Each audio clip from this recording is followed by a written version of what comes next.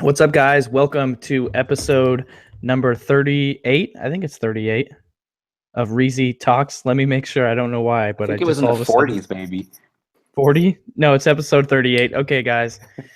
Rule number one, don't forget what episode of your own show you're on. It's episode number 38 of Reezy Talks. I'm glad that you're here. Today, I'm lucky to have a really awesome guest, Caleb Roth. What's up, Caleb? What's up, Reezy? Thanks for having me. Thanks for coming on with us onto the show. I almost said thanks for coming on to us. Either way, that's good too. Just don't tell Either your way. wife. I mean, I feel like I need some merch back here. I just got a bicycle. I don't have all this Reezy Resells stuff. Oh, I'll send you a Reezy Resells Hang- banner. You want one? I'll sport. Hang on one second. Keep talking. So, guys, today we're gonna have we have Caleb on the chat. Caleb, if you don't know who he is the creator of eFLIP software as well as ScoutIQ, and he's got something to show us. What do you got, Caleb? I'm just gonna hold that up. We found these on Etsy. Actually, my wife got these for me. So we've got like eFLIP, ScoutIQ, empty shells, which is like our physicals book that we sell, and then the book flipper. So I got these up behind me. Are those wood? Is that foam board or what? No, it's wood. They're like laser printed. They did a really good job. They shipped from Canada. I wish I knew the seller's name. I'd give them a shout out, but it was, I think we paid 50 or 60 bucks a piece, including shipping. Nice. Get rid of that bicycle thing and hang that up behind you. That looks good. We'll have to get that up there for sure. So just get it out real quick. Caleb is the creator of eFLIP software, ScoutIQ. He is a successful Amazon bookseller, self-proclaimed data junkie, super smart dude, super cool dude. He runs a blog, thebookflipper.com. He is, when I say he's smart, guys, that's like an understatement. If he publishes an article, I read it for sure, and share it. It's mandatory because when he writes about stuff, it is important and informational. So go to his blog, thebookflipper.com, read everything that he's ever published regarding books because you're guaranteed to learn some stuff. And it's just so perfect that he ended up making these two data-based software because he is a self-proclaimed data junkie. Why don't you tell us about yourself, Caleb, as far as where do you come from? High school, college, business world? How did you get into Amazon? Maybe if you want to share some of your numbers, that kind of stuff. Sure. Yeah, happy. First off, thanks for having me. Most of what you said is untrue, so thanks for the kind introduction. And I do have to say, I'm not really the creator. I'm kind of the idea man behind the eFLIP and ScoutIQ, or actually capitalized on ideas that were out there and tried to do them better. I think my developer's on this call. He said I can't ever give him a shout out. He wants to stay in the shadows. That's just the way he is. So you're not the developer, but you're the owner. I don't know a lick of code. I can write spreadsheets. That's about it. So yeah, I'm the owner. If my developer's watching, you're awesome. And if your wife is watching, thanks for letting you spend a lot of time coding in the background. So it's important to give the wives a shout out. They take the short end of the stick sometimes. Well, and the developer this time, we had a different one than we use with eFLIP. They actually know each other, but we use US based developers. They're more expensive, but you get your work out of them. And I like to bring people in as business partners as well. It was funny because he had no idea what this was going to be. He's like, yeah, we'll launch this app, and he's basically quoting me prices, not knowing how good we're actually going to do with it. Once we get this thing rolling, and it's been fun seeing him and his wife kind of come around, and they've really seen the book community come forward as well, which has been pretty cool. There's a few of us out there. There's a lot of us. We like to think we're alone and no one understands us, but there's a good community out there, and we're pretty fortunate. So besides creating the software, let's go way back. Way back. What were you doing before you started selling, and how did you get into selling? Sure. So way back, high school, I look young, got the short haircut, but I'm a little bit older than I look, I guess. Although you're looking pretty young as well. I shaved this morning. That's good. We had this discussion when you came out to Denver not that long ago. But so my very first job was at a golf course. I love golf. If you guys follow me, I don't do a ton of social media, but if you follow me out there, you see a lot of golf pictures because I enjoy playing. So I worked at a golf course to get free golf. I just like the perks. And my first summer, I think I made just over $1,000. I worked like 20 hours a week. It was mostly nights and weekends. I was the cart boy. And I worked, 10, 12, 14 weeks, whatever it was, at $5.15 an hour back then. That was minimum wage. and I made about $1,000. And I thought, that's great. You know, someday $1,000 won't really do a whole lot. You know, as a 16-year-old, it's pretty cool. So the next summer I made a challenge and said, hey, I want to make more than $1,000 and I want to work on my own time. And so what I did is my brother and I kind of worked out a system. He actually does some of the database stuff for eFLIP and ScoutIQ. So give him a shout out. Hey, Joseph, if you're watching, howdy. And so what we did back then, we didn't have smartphones. We had flip phones. So I would go to a garage sale and I'd ride my bike over to it. I'd call him up and say, hey, we've got a Land SX70 Polaroid camera. Look it up on eBay. What's it working? So he'd pull up, you know, the dial-up internet, and we'd sit there waiting, and he'd call me back and say, hey, they're selling for like $70. So I'd be, great, I can pick it up for $5. Here we go. So we kind of did that, and we got into books a little bit, but basically you started on eBay then. We started on eBay. Yep. So basically we were doing just garage sale flips and a few thrift store flips, and we ended up making more than $1,000 that summer. We had a blast doing it, and I had all the nights and weekends to myself to go hang out at the beach. I grew up in Michigan, and the lake shores were really pretty. So that was kind of a challenge to myself, and got into flipping textbooks in college and trying to beat out the bookstore a little bit, like everybody tries to. And then after college, I kind of put my entrepreneurial dreams on the shelf and said, hey, there's a good company in town. I went to college in Indiana, a small college called Grace, and I ended up getting a job at an orthopedic company. That's kind of the town is small, maybe 15,000 people, and it has two of them consolidated, but at the time it had 3 of the 5 largest orthopedic companies in the world in this small town, just for whatever reason. So I got a job doing marketing for them. I got to travel the country, which was really cool. I've been to all 50 states in my 20s, which was pretty cool. And work put me to more than half of those, which was awesome. So I did marketing. I was a knee orthopedic guy, so knee replacements. Ended up getting into shoulder replacements, and then got married. I better not forget this. Just over 4 years ago, and just over 4 years ago. And I was traveling a ton. I was on the road probably close to 100 nights a week. And the pay was good. I loved the company. It was a great job.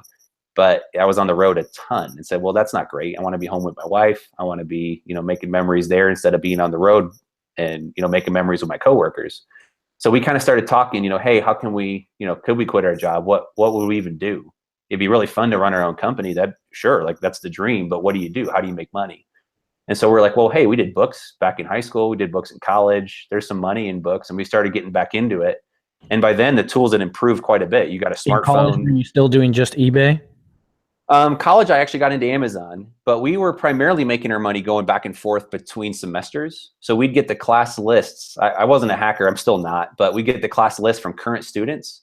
And we'd find classes that students, it was a small school. So most classes were only offered one semester in the fall or in the spring.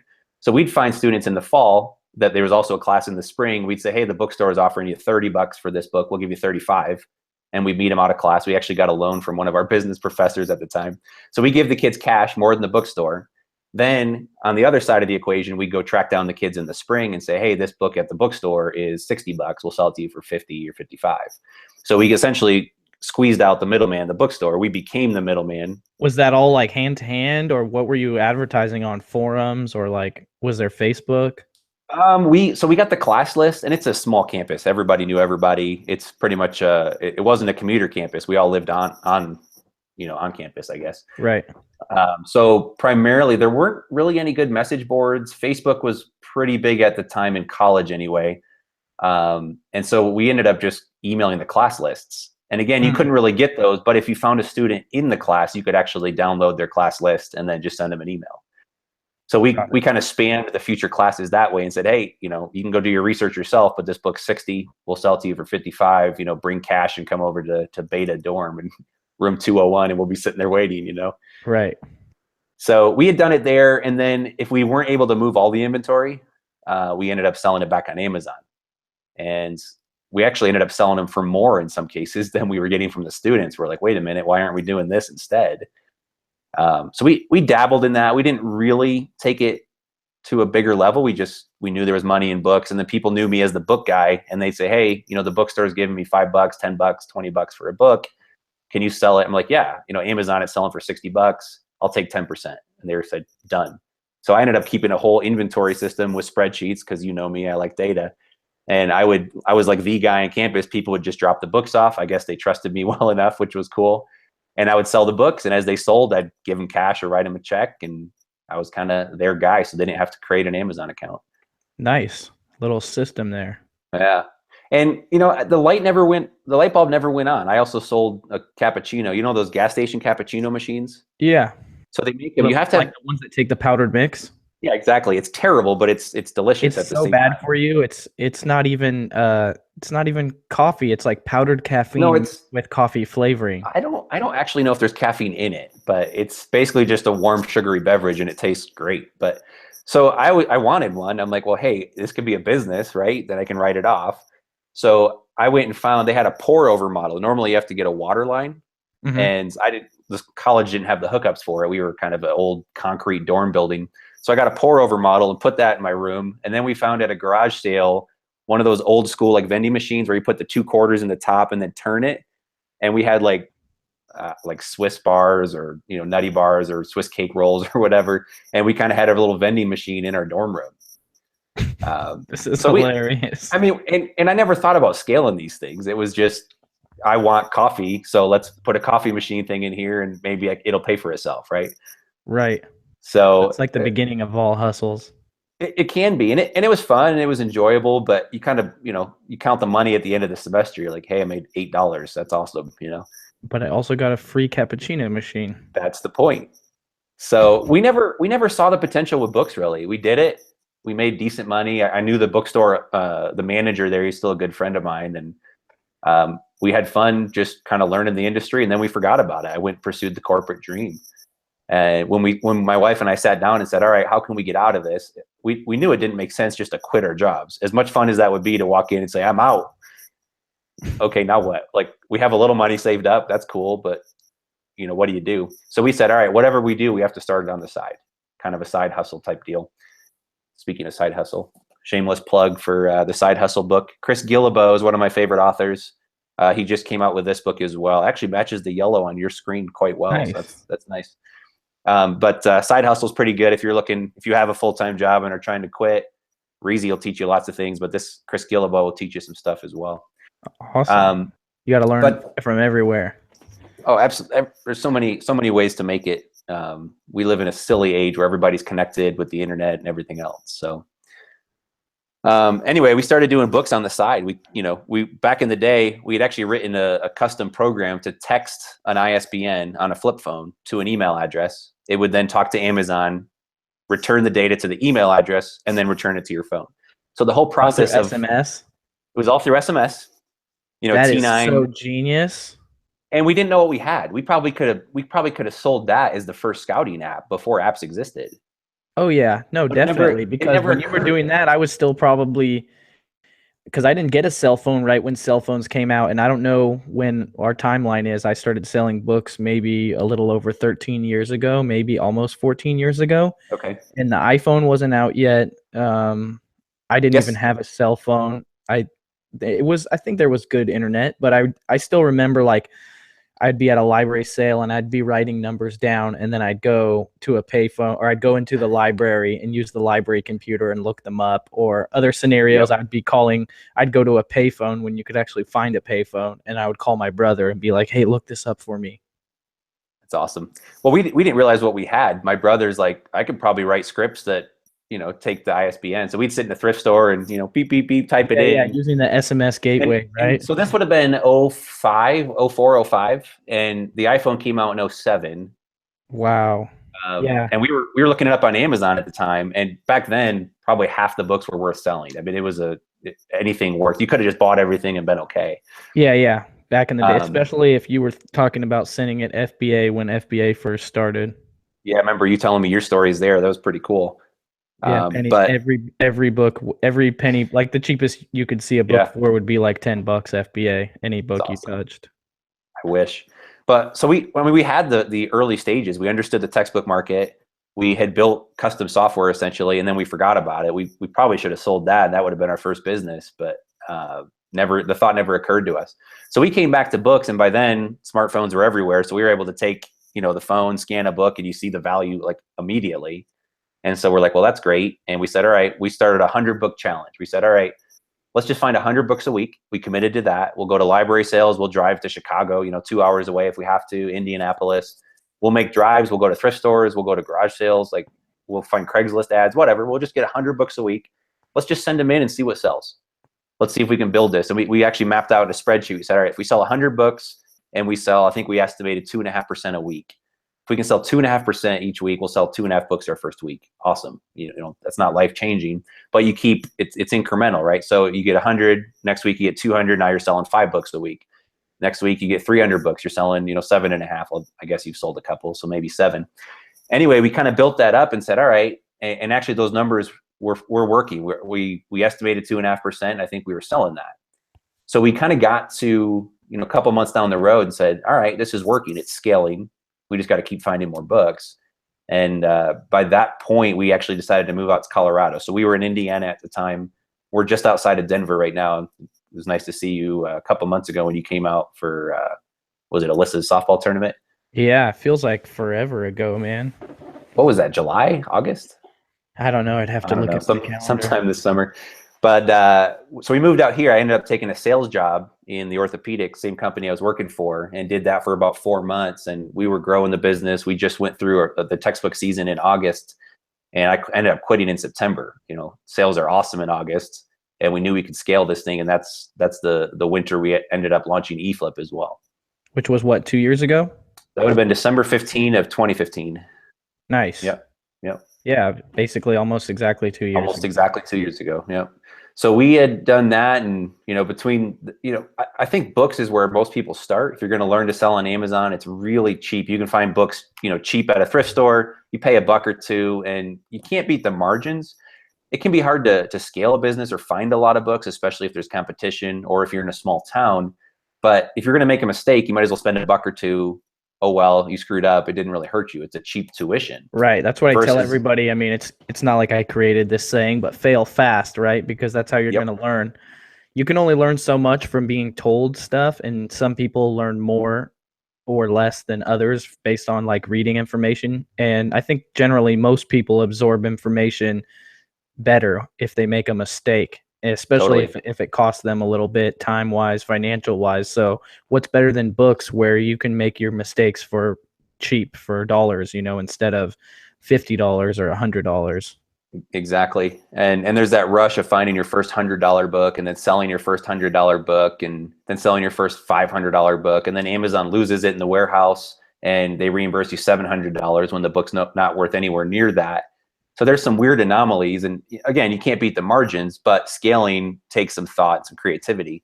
So most people start with books and then graduate to retail arbitrage or merch by Amazon or, hey, turn your phone on silent. We're doing a show here. Sorry, bro. I'm kidding. Wait, I was joking with Michaela. I'm like, we're doing a YouTube live. Like all of YouTube is watching this, right? All of YouTube. All of YouTube is here. This is awesome. 0.0002%. How many hours of video content are created every minute? More than you can watch in a day, that's for sure. Yeah, it's silly.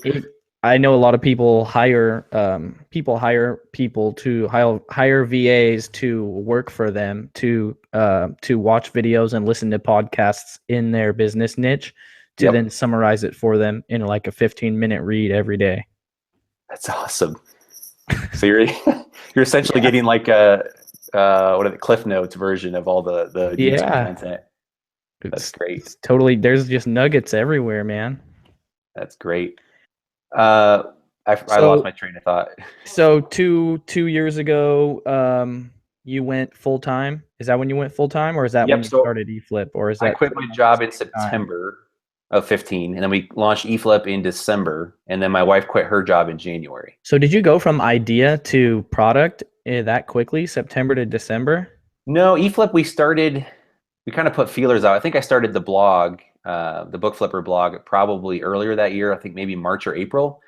And we were just starting to get a few people, following us. We realized there was a whole community out there. And there was actually another software similar. I've been intrigued with data and trying to see like, all right, I wonder if we can get a database of everything on Amazon. Well, it doesn't really exist. You have to create it yourself.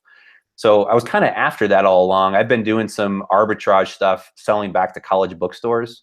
So I was actually buying books on Amazon and then selling them to the bookstores cheaper than where they were getting them from their wholesalers. So it's essentially the same gig we played in college, trying to beat out the bookstore, only this time we're trying to beat out the big wholesalers. So we've been doing that, and I'm like, we need a big database of books. And that's when something else came on the market. You know what I'm talking about. I won't even say it by name, but they came out, and it was a good product, but they were originally limited to 100 people. And I was talking to my wife and said, well, we can do this better. We can make a better interface. We can take care of our customers. We've got a good audience. We can do this. And if they're limited to 100 users, maybe we can pick up, some of the scraps. And so that's when my brother got involved. He was able to help build our database, update the data, regularly, periodically. He's a smart dude. I can't say where he works for, but it's not Apple, but it's another big tech company. So I don't know why I can't say it. Whatever. He won't watch this anyway. So He's like a Navy SEAL or something. No, it's Google. He just like, don't tell people I work there. Okay. Well, so, there goes that one. There goes that one. He's never going to watch it. It's great. But anyway, so we idea to conception, we found again, I don't program. I'm not a developer. So we had the data. That was step one, is can we even get the data? Can we update it regularly? Yes. We crossed that, check that box. Then we found a development company that could create it and, basically sketch it out on a napkin and say, here's what we want. Can you make it? And they're like, yeah, we can do it for this much money. I say, that's a lot of money, but okay, let's try it. But okay. Yeah. And off we went. So where did you find your developer? Kind of a networked through the business program back at Grace where I was. And it was a guy from town. His name's Dave, and he's through college. It was through college. It was a small town. Cool. Everybody knew everybody. And, I knew they it was a marketing firm. They do a lot of online stuff there. At least you got some value out of your college education. It's a good college, but college is all about networking. It's about who you've met and who you stay in touch with. And you don't have to go to college to do that. Right. But it's just kind of convenient. It forces you to hang out with people. It is. And one of the things, here's just a tip. If you want to learn about any industry, just say you're in college. You have to look young enough, and it helps if you are. But you literally, especially in a small town, I could walk into almost any business except for like the big ones, any business, and say, hey, I'm just trying to do a college project and learn more about videography, or learn more about credit card processing, or the duck business, whatever. And these guys would literally show you their entire business. They would tell you numbers in some cases.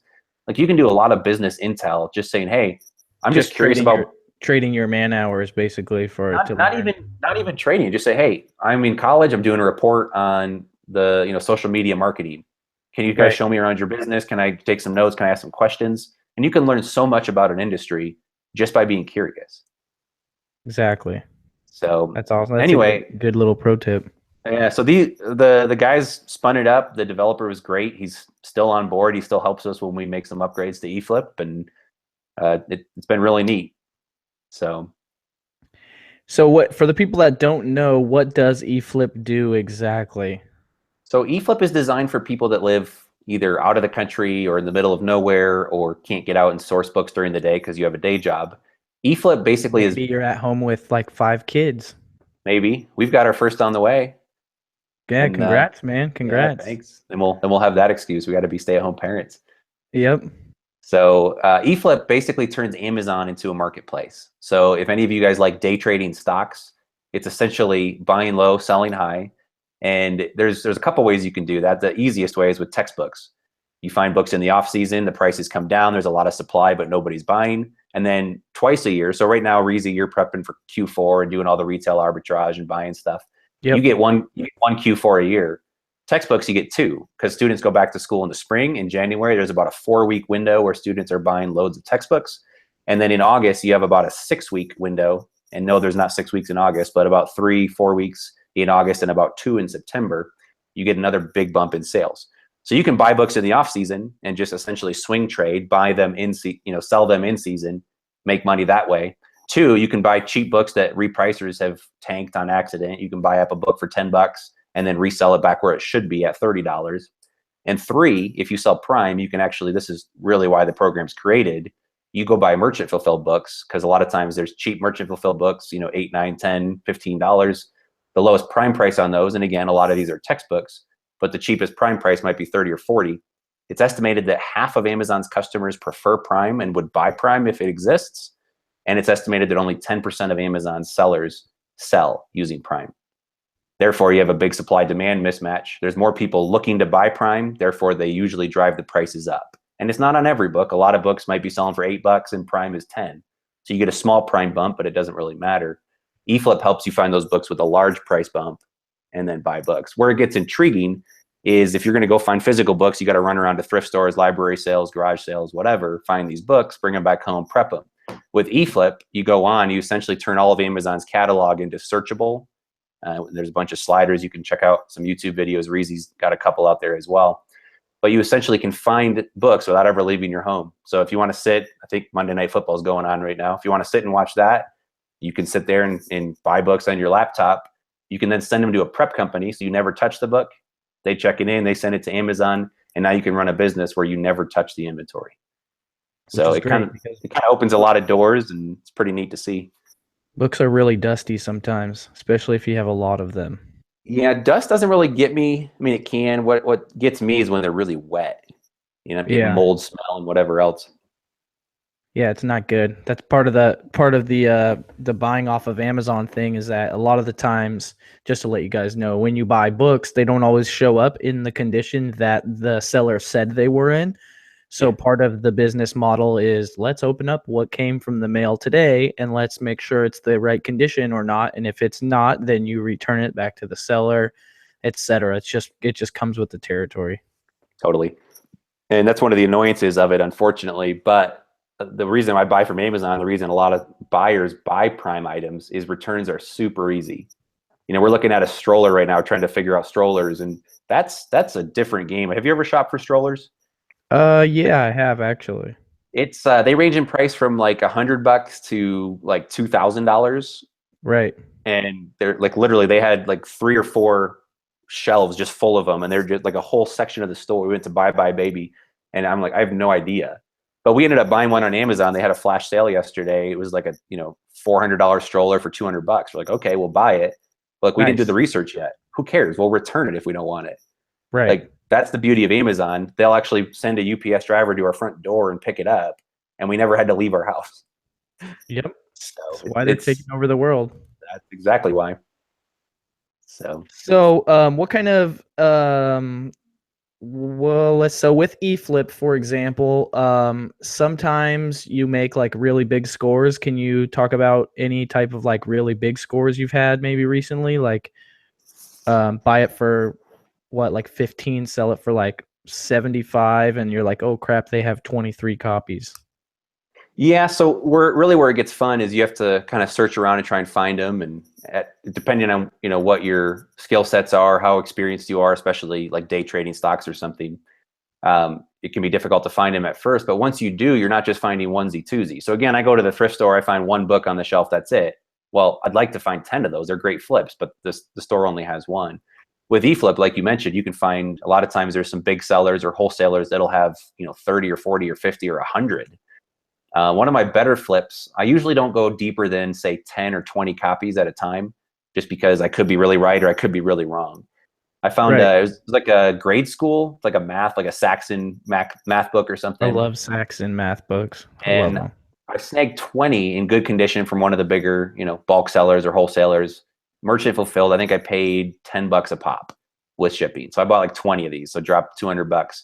Listed them all FBA, was waiting for textbook season. I was trying to get around 35 to 40. That's what I thought I'd get for them. And I just threw a placeholder price, I think 55 or 60, just to say, hey, I'm just going to leave my price there. If someone wants it, cool. Otherwise, I'm going to go back and readjust in August. Well, early August, before I got a chance to go back and reprice, a grade school came along, and they didn't just buy 1 or 2, they bought all 20 at my $55 price point or whatever. Awesome. That's awesome. You should send them a gift card or something. Yeah. Hey, thanks for, they were happy. Again, they probably went in and realized they had more students. They needed the book right now, and it was sitting there Prime. They could get, one-day shipping. That's the other thing too. Real quick, I got to say thank you to Upscale Sales. He just gave me a $5 tip for the on the live chat. I guess I owe you a coffee, Caleb. Awesome.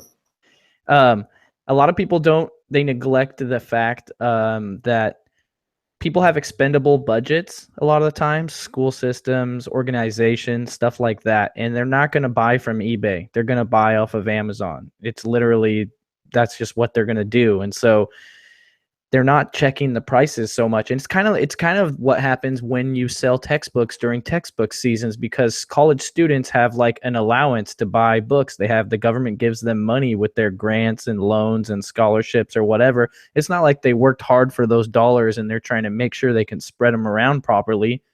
It's slippery money, right? They need the book. They just were given some money. And so here we are coming along. We got the product. Absolutely. The easiest money to spend is someone else's money. Yeah, exactly. Businesses do this all the time. We sell a lot of business, not even textbooks, but just like trade books. And the reason, like, someone just wants it, their boss says, hey, you need this book, go read it.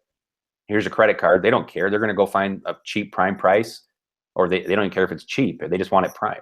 Yeah, real quick, I want to add a little tip too. Just a general tip. If you guys see the Saxon math books, always check them. 90% plus of those books are worth reselling, especially when you're picking them up for the average $1 or $2 or whatever. And they always get left behind by unseasoned booksellers, because a general rule of thumb is that old textbooks aren't worth anything. Well, guess what? Math doesn't change very often. It's still math, right? 3 plus 3 is still 6. 9 times 9 is still 81. And so those books are still going big, right? 12 times 12, 144. Nope, don't go there. So those books are still valuable. And what's actually, I've heard it from several teachers, is that they actually prefer the Saxon math books over the newer books. And sometimes teachers have discrepancy or whatever it's called in the curriculum. They're allowed to pick which books get used. And so they'll go, oh, I want to use that book. I think some of these books have been around since like the 60s and they're still being used. So definitely pick those up if you see them. And they'll be beat up quite a bit too. Yeah. So that's great. Another book that gets beat up quite a bit. You see the I'm gonna blank on the name. The like Chilton auto repair books. Oh yeah. And whatever else. They're very technical. Usually someone gets it, does a few repairs, and then doesn't need the book and they donate it.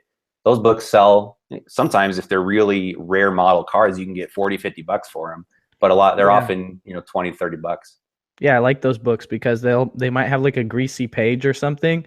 And let's like, if it wasn't a car repair book and it had a greasy page, you'd be like, oh, this is like acceptable, or like, I'm not even going to sell this. But since it's a car repair manual, you're like, whatever. It's supposed to have grease on it. It's for repairing cars, right? Like, yep. You can be a little bit more lenient when you know who the customer is. For sure. Real quick, what's the weirdest thing you've ever found in a book? Besides money, which isn't weird at all. Damn. Nothing weird? Nah, nothing weird. My wife found an envelope that said Costa Rica, and inside the envelope was 7 $100 bills. So I found a $2 bill and that's it. I think I've found $1 and some stamps or something else. Like people say there's money in books and they're joking because, in the pages, somebody stored money and forgot about it or used it as I think I use like weird bills as bookmarks. Oh yeah, photographs, weird photos. And then they'll be like in my processing area and then someone else will come along and be like, who's this a picture of? And I'll be like, I don't know. I'll go on vacation and read a book and I'll use the foreign currency and then forget about it. So it'll still be tucked in there as a bookmark. Hopefully it's not worth too much. No, I don't even know where this is from. Mother's mustache said dried pot leaves. Yeah, I found that one. I do live in California. It's from Czechia. My twin brother lives in the Czech Republic or Czechia now.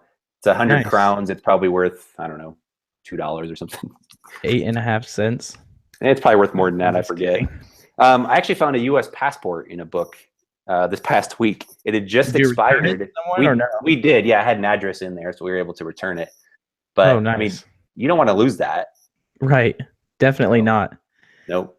So here's a random story, but I sold a book this is kind of a little bit of a long story, but I had a book, sent it to FBA. The specific book was something about jihadi in America or something. I don't know exactly what the subject matter was or whatever, but a mother ordered it for a college student, shipped to the dorm. student opens the box, and inside the box is the book and a giant buck knife. Seriously? I swear to you. And all they ordered from me was a book. They never ordered a knife from anyone. They did not order a knife. Oh I don't man. sell knives. I didn't send a knife in. So they got their jihadi book and a giant knife. And the student was freaking out, texted all these pictures to her mom, who then texted them to me. Like, you know, it's like you don't believe what's going on. And then they send you the photos and you're like, what the hell is going on? And it's like, people aren't going to make this kind of stuff up, right? They don't have that kind of time. Like, it's too weird, but like probably true. So then I'm going back and forth with Amazon, trying to, this lady's saying she's going to sue me. I'm like saying, well, you need to talk to Amazon. Like my verbatim I customer didn't send service it. response didn't work. Like, just talk to Amazon, blah, blah, blah. Like, it wasn't going to work. So, eventually, I escalated the case, talked to Amazon more and more.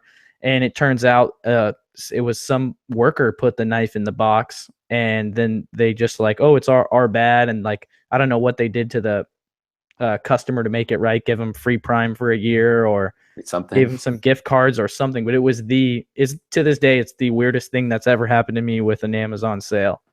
It's phenomenal. Well, and you brought up a good point. People, they think you shipped them the book. You know, as much as we're in this space, we talk to so many people on a daily basis who understand what we're doing, or they're brand new, but they understand what FBA is, or Merchant Fulfilled, or Amazon, or eBay. You go out into the street and talk to the average Joe, they don't really, I mean, they know what Amazon is for sure. And you say like, yeah, you know, we're fulfilled by Amazon. What's that? Or do you buy stuff Prime? They still don't know. The average person still doesn't know that you can sell on Amazon, and they sure as hell don't know that you can be fulfilled by Amazon, and that when it says Prime, it comes from you. Right. They're learning though, right? So we're at least to the point nowadays where when I'm trying to explain what I do to someone, the first thing I say is, well, you buy stuff on Amazon, right? And they say yes, and then I go from there, right? When they say no to do you buy from Amazon? That's when I'm like, what? I'm like, what's wrong with you? Are you for real? Like, where the hell do you buy stuff? Is there other places? Like, wait, you actually go to Walmart and buy stuff? Oh man, I'm so thankful for the internet and for buying online. Like, I sometimes have to remind myself, like, I just bought a couch off of IKEA. It was $250 and the shipping was $150. And it's like, IKEA is only an hour away, but I don't have a truck. I would have to rent a truck for $20. I would have to put gas in it. I'd have to drive there. And it's like, by that time, it's not worth it. I'll just pay almost more than 50% of the price of the couch for shipping. And this is just how it is. It's like, I got frustrated with my wife a couple weeks ago. She's like, we need to, because we just moved into a new house. And so she's like, we're still getting stuff 3 months later that we need. And she's like, oh, I need to go get a toilet scrub brush. And she comes back 2 hours later. And I was like, what the hell took you so long for like an $8 item? We should have just ordered it off Amazon. Like, are you guys lucky enough to have same-day shipping? No, we don't. I live by the beach, so we don't have anything cool. We don't have Uber Eats. We don't have, but we don't have any of that stuff. You got the beach going for you. Yeah, we got the beach. Denver, prices. We're getting some warehouses, but they're not putting everything in them. I think we're going to get free same-day shipping at some point. Amazon's trying to open that up to, I think they said, I forget the number, but I think it's over 100 markets within the next year or two. We were in Nashville a year and a half ago, and we were training somebody how to do the book business and getting them started. And we're like, well, hey, you need to order this scanner, this label printer, whatever.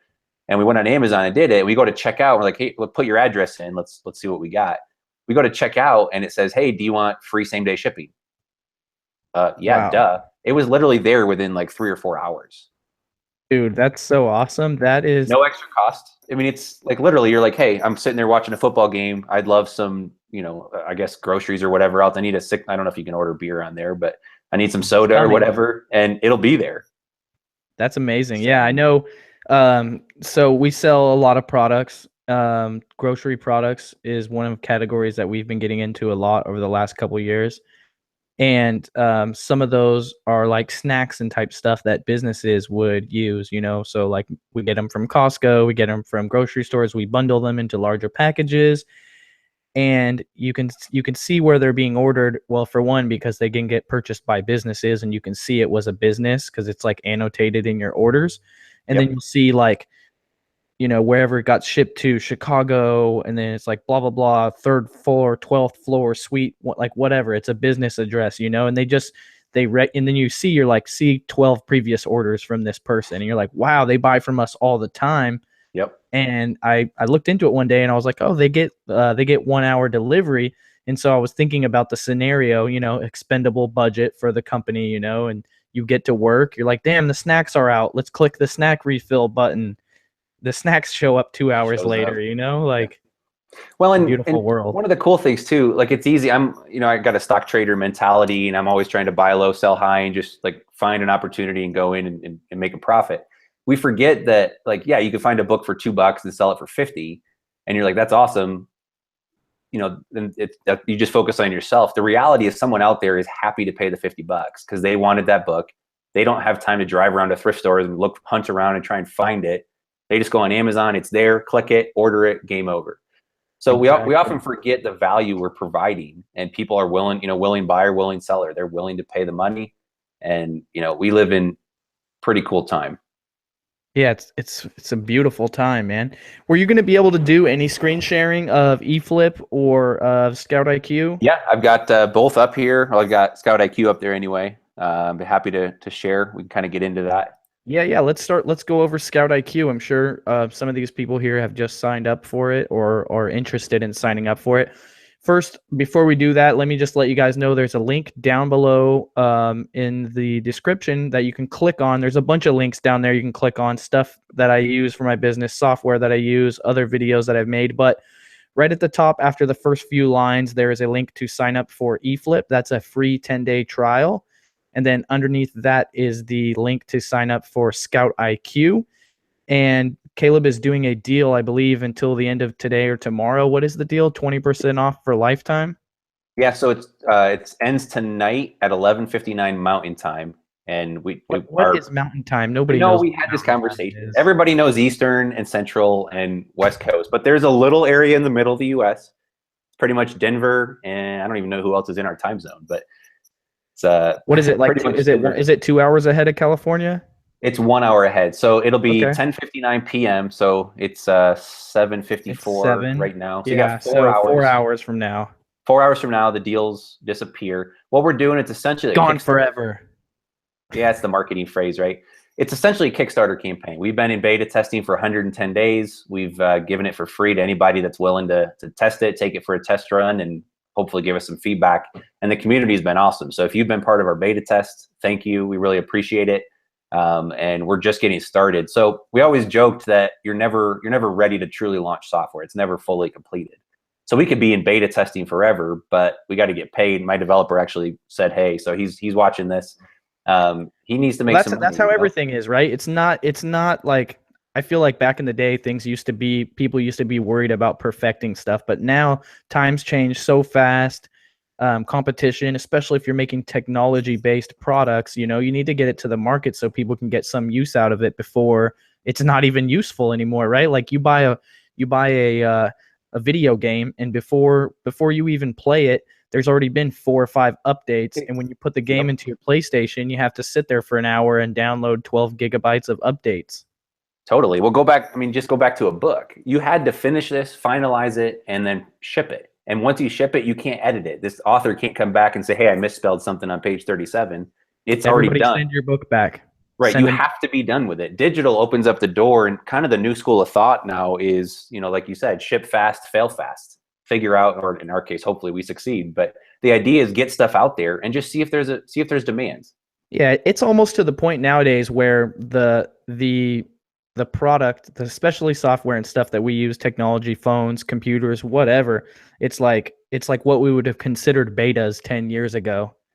Totally. And then, it's the only way you can do it though, and it's just the nature of the beast. Yeah, and people give feedback. Especially when they know who's behind it. People reach out on Instagram, or they're emailing or Facebook, whatever, or texting if they have my number. I try not to give it out to too many people, but they want to provide feedback. They want you to succeed because then they will succeed. And again, we live in a crazy cool community that way. I came from an orthopedic background. We had 3 companies in the same town, and we didn't want to talk to each other because, it's too competitive, and we've got trade secrets that you can't know. It was highly competitive. Versus this industry, it's like, hey, Sure, I'm selling books. You want to sell books too? Here, I'll show you the ropes. I don't care. There's plenty for everybody. Right. Exactly. So anyway, going back to the deal, 4 hours, 11:59 Mountain, 10:59 Pacific, 1:59 a.m. Eastern if you're still up, but you probably should be sleeping. But if you happen to be procrastinating, you can't sleep, and you want to lock in your deals, we're doing 20% off any of our app discounts. Like I said, a Kickstarter campaign. And it's not just 20% off your first month. It's 20% off indefinitely as long as you stay a customer. And then in addition, because we just want to throw a bunch of value in there, it's not just you're saving on the app. We're also doing 3 other additional discounts. So one, if you want to get an accounting system, again, I'm accounting, I'm not really an accountant, but I love tracking stuff. If you want to get pretty much a full accounting system for your inventory, we're doing our tracking spreadsheet. We're giving $75 off of that. If you're looking for a way to list whatever you found your books or any items on Amazon, we've partnered with AccelerList. So it's kind of an inventory lab competitor, but about half the price. You can save $10 a month for the first year for new customers only on AccelerList. And then if you want to sign up for eFLIP as well, we're going to give $20 off a month. So the app is going to be $44 a month. You get it for 20% off, or you can even get cheaper than $44 a month if you're doing like 6 months or 12 months. So pretty much it's $35 a month for the monthly plan. You're going to save $10 on AccelerList a month, 20 on eFLIP. So it pretty much pays for itself if you're looking at kind of getting a package of software deals. It's beautiful. If you use eFLIP and ScoutIQ, that's awesome. That's such a great deal. And AccelerList is for new customers only. I don't own that company. I've invested in them, and that deal's for new customers. eFLIP, even if you're a current customer, we'll extend that discount to you if you jump in and get ScoutIQ. So we want to reward our current customers as well. And so how does that work when you sign up for ScoutIQ? You get a code, or how does one attain? Yeah, so if you want to get those discounts now, I think Reezy, you said your link's down below. Yeah, I have links for all 3 for the spreadsheet, check that out. eFLIP and ScoutIQ. It'll explain those products in more detail and kind of the bonus offers, as well as our pricing if you prepay for 6 months or 12 months. We also have a lifetime plan that will disappear in 4 hours. So like say you don't use any of those 3 services. If you subscribe to ScoutIQ, do you get a promo code to use with eFLIP and with the tracking spreadsheet? We'll email everybody tomorrow with instructions and promo codes if you've bought in before 4 hours from now. Right. And if someone is just trigger happy, you'll give them a refund for the amount? We always give refunds. I mean, Caleb loves giving people their money back. I mean, I will. I mean, I tell people this all the time. I don't want your money unless you're making money off our products. Hey, so, good motto to have, man. We don't really have like a technical refund policy. We always make the customer happy. I mean, if you're using it for 4 months and come back to us 6 years later and ask for a refund, we'll be like, yeah, we already spent it on golf.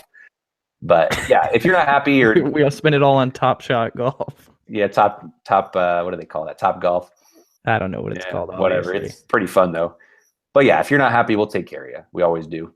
So who runs the customer service for both of your products? So I've been trying to outsource myself and get myself out of it. Right now, I'm pretty much the face of eFLIP. My brother is the developer or the database guy in the background. He has no customer service time. He's full-time working a full job, and our developer is not involved. So eFLIP's me. ScoutIQ, we brought in a customer service guy. We've got another one on deck if we need him. And so we've got several people. Matthew's one guy I'll be talking to, myself, and my wife might jump in from time to time. And then Dan would be our other guy as well. We got 2 questions real quick. Sure. Someone says, did you get the discount upgrade issue resolved with your payment handler? And also, if I can't afford annual now, can I upgrade later and keep the founder's discount? So the founder's discount is 20% off. It locks you in at whatever rate you are. So the idea, I didn't know. We actually had to reach back out to Stripe. That's who we're using. They said if you upgrade later, you'll lose the discount. However, reference this conversation. We'll take care of you. If you believe in us at this point, we're still in the very early stages. We'll take care of you. So if you buy in now at any of the plans and you have more money later or want to invest more later and prepay and save some money, let us know. We'll apply that discount as well. And then that's great. Another question. Yeah, never mind. That one wasn't for you. Sorry about that. Awesome. I need someone to read the questions for me and text them to me or something. Yeah. Well, shall we? So let's get into the demonstration because we're like an hour into the call already. I know. We could sit and chat for a while. 50 minutes. Have you ever thought about doing a podcast? I know you're doing the whole YouTube live and stuff, but So I do have a podcast. I don't really advertise it that well, and I do push all of the stuff that is audio. That any content that I make that is workable as audio only makes it to the podcast eventually. oh, nice. That being said, I'm a little bit behind on content. So, for example, this is episode number 38, and the podcast is only on episode number 21. If you're listening to this on the podcast, hopefully I'm still not 20 episodes behind. I do love you. I do appreciate you listening to this, and I vow to get to the point where I have the podcast published the day after the YouTube videos are up. So I'm getting there. I actually have episodes 22 to 37 ready to be published. I just got them back from my VA, and I will be working tonight to probably do 10 and then one a day until I get caught up. So, and I got a new intro and a new outro. It's really nice and clean. So I'm excited. Thank you for listening to the podcast. Hit up the reviews, all that stuff. Can I find it on like iTunes, like the podcast? Yeah, it's available on iTunes and Stitcher and a few other things. Couple different ones. Definitely. Let me show you my setup. I'm going to share my screen in a minute, and then I'll go dark, and you don't have to look at my ugly mug anymore. But I want to show you. I'll show you what we're working on here. So I've got a smartphone. I'm connected to my computer just so you can see it. Just a regular old smartphone. It's an iPhone. This also works on Android. We don't discriminate. We like both people equally well. I've got a scanner. So if you're just getting started and you're like, hey, I want to figure out if I want to sell books, get the Amazon Seller app. It's free. Use your phone's camera. It's free. Or type them in. Like, you can get started in this business for pretty much $0. You don't. It's your time and the cost of inventory. When it's time to upgrade and kind of make some changes, I'll show you what you can do to speed up your scouting. So one of the keys is having a downloaded database. So that's what ScoutIQ is. It's pretty much every book on Amazon. And again, Amazon doesn't give that data to anybody, so you have to create it yourself. One of the cool things we do is we crowdsource. So if you scan a book that's not in our database, we'll look it up live, return the data so you're not blind, and we'll add it to our database for a future, and next time you're out looking around, we'll get it that way. So we're essentially, so awesome. And that's cool. So I've always been the data guy. eFLIP is a closed loop system. You can't look up books in the system and find them. I mean, they're there, but if it's not in our system, it can't find it. ScoutIQ, because we're connected to the internet, essentially, if you scan a book, we're going to add it in. So that opens the door. The other piece of the puzzle that really speeds you up is a Bluetooth barcode scanner. So this is about the size of a 9-volt battery. It's an Opticon 2002, and it's got a little battery in there. I think it's from 2002. I think that's what the number means. Pretty old, but they're pretty durable. You can find these on eBay or Amazon for about $100 typically. I think you found them on eBay for like $50. Oh yeah, they sold out really fast, a couple hundred in 5 minutes. Yeah, next time you see those, let me know. I'll snatch them up. But the KDC 200 is kind of the other popular one. They're both about the same size. Some people swear versus one versus the other. I like the Opticon. It's just durable. The KDC, you push the trigger and the laser stays on until you scan something, which I just find fairly annoying.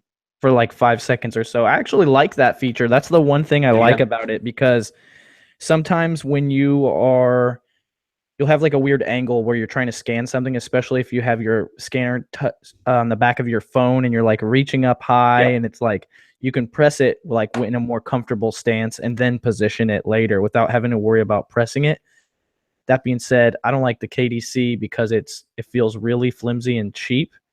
I feel like it doesn't hold a charge as long as the Opticon, and the feel of the button, like the button feels really cheap and the travel distance is not very large. And you might think that's insane, but when you're pressing the button like 1,000, 5,000 times a day, it really makes a huge difference. For sure. And actually, there's a couple bumps. The Opticon button's a little more substantial than the KDC is more integrated. I've had days where my finger is essentially raw at the end of the day from pushing the trigger so many times. But basically, as Reezy said, we've got Velcro on the back of this and the back of the phone. It's my wife's phone case. If it looks a little girly, don't be judging. But you can essentially take the Velcro. There you go. You can always spot the sellers with the Velcro. Yep. Velcro gang. Comment down below, Velcro gang, if you're in the Velcro gang. That's it. So essentially, you've got the scanner on the back. What that allows you to do, one, it's pretty discreet. If you don't want people to know you're scanning, they don't have to know. It looks like you're holding your phone, which everybody does these days. Two, it allows you to operate with one hand. So you can sit here. I don't know if you'll be able to see it, but you can essentially point the laser, scan a barcode, and off you go. So what you'll do is you'll get a stack of books on a shelf, and you just go from one book to the next, scanning. And books now, again, if you got lucky and we're way back in the day before anybody did FBA, probably what, 1 out of 3 books was worth selling on FBA. Oh yeah, back in the day. I mean, they're great. Now it sounds bad. We've actually got data now to be able to track it. It's about 3 to 5% of the books are actually worth reselling. Oh, real quick, I had to interrupt you. It's so funny. Someone said you can't say the V word, and if you don't sell on eBay, you don't understand. But the word Velcro is actually trademarked. Is it really? So you cannot use the word Velcro on an eBay listing. Like if you're describing an item, they will take your item down. You'll get a Vero violation for using that word. So you have to say like hook and latch or whatever. So someone said hook and latch gang. Hilarious. So that actually explains why, because this is like 3M, I think, makes these.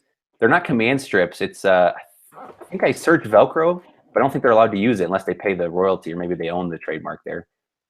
Right. It's also a little different. So Anyway. there's like the fuzzy kind, which is all right. It all works, but eventually it gets the puffed out afro status.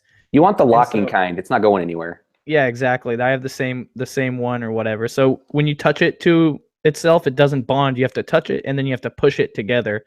But it could probably hold like a bowling ball. Real quick, is that your face on the phone holder thing? Oh yeah. I got my face on my pop socket. I don't know if that's vain or awesome. Oh, here, how about this too? There you go. You got your face. You gotta wiggle it so it shows up. There it is. Oh man, I gotta up my branding game. I'm sponsoring North Face. I mean, come on. But yeah, no, it's super weird. But also, I made the shirt that I'm wearing too. Hoodwill. Yeah, so I just feel like at this point, like, why would you wear, and the water bottle I'm drinking out of? Why would you wear someone else's products? If you've got an opportunity to showcase a product, you might as well wear. I'm gonna sit here with this the rest of the show, just so you guys know what's going on. But I've got a ScoutIQ one up there. I need to get that going too. You should have some book flipper go with your swag and get some book flipper polos or something. I do have a polo. I've got a North Face fleece that's got the logo on the side. I keep hoping someone will recognize me out in the field, but it hasn't happened yet. It's a different crowd of people. It's a different crowd. It's not a big deal. I like to think I'm famous or popular. Again, all of YouTube is watching. I understand this, or they could be watching, but no, it's right. Good. All right, well, let's show you how the app works. Again, that's our setup. With this setup, you can pretty much scan books until your batteries die. I mean, you're in a pretty good spot. And the name of the game, and I think you say this too, Reezy, you're going to find 3 to 5% of the books are good, and you should pretty much scan everything. Not romance novels. You'll learn what you can skip, but in general, it's really hard to tell from the outside of a book, is it worth it? Right. And it's a split second to scan it, see the data, and say no, it wasn't, or hey, I'm surprised, I was going to skip it, and it's a $50 book. I almost think that from the feel, I can identify a price better than from the look. Really? Because you can just tell the cheaply made books, they use like the cheapest covers as possible, better publishers with, they invest in better covers. Pretty cheap there. You get something a little hardcover, it looks a little bit nicer. I guess that's a valid point. I say don't judge a book by its cover, judge it by the ISBN. Just scan it. Yeah, no, for sure. If you don't know, scan everything. If once you start to know, you can skip some, and you'll figure out what you can. And then also there's an order of operations about it. If you have 20,000 books to scan and you're only there for 1 hour, you have to prioritize your time. So start with the nonfiction. Inside of that category, start with the textbooks, Totally. Go through all the textbooks, then go through the trade paperbacks, then go down, then maybe go through the fiction if you have time. Yep. And if you guys are new or not, if you don't get out to sales a whole lot, some of my favorite categories would be religion, math, arts. Pretty much the more technical it is. Remember when I said Caleb writes amazing articles? This is a good point to talk about an article that he wrote. So you want to tell him? Sure. So go to thebookflipper.com and just there's like a search bar up in the corner and just search categories. And there's an article called, which categories are the most profitable on Amazon or something cheesy like that. But go check out categories. What we did is when we were building our eFLIP database, again, nothing existed. You can buy databases, but they're old or pretty incomplete. So we started going to libraries and saying, hey, do you know what the value of your books are worth? And they said, no. I said, would your insurance company want to know? Is that something of value? And they said, well, yeah, probably. And I said, great. Do you have a list of all the books in your library? And if you do, I'll run it through Amazon's API. I'll return the value. I'll give you a valuation of your library. You can use that for tax purposes, and I'll do it for free. And they said, cool. And I got their list of ISBNs in exchange, which we got used to build eFLIP and essentially our pretty comprehensive database of books. So we went back in. Libraries are already organized. So they've got Dewey Decimal System, or there's a more modern one. Some of you librarians out there, if you want to comment, I forget. I don't know what it's called. Shout out to my librarians. There it is. And so they already are subcategorized by whatever niche it is. So it'll say fiction and then romance, or fiction and, you know, story, or whatever.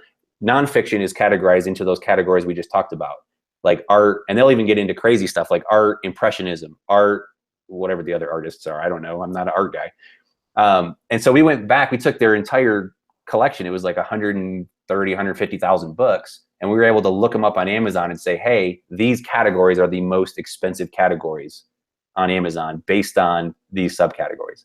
So if you want to know that, I think math, art,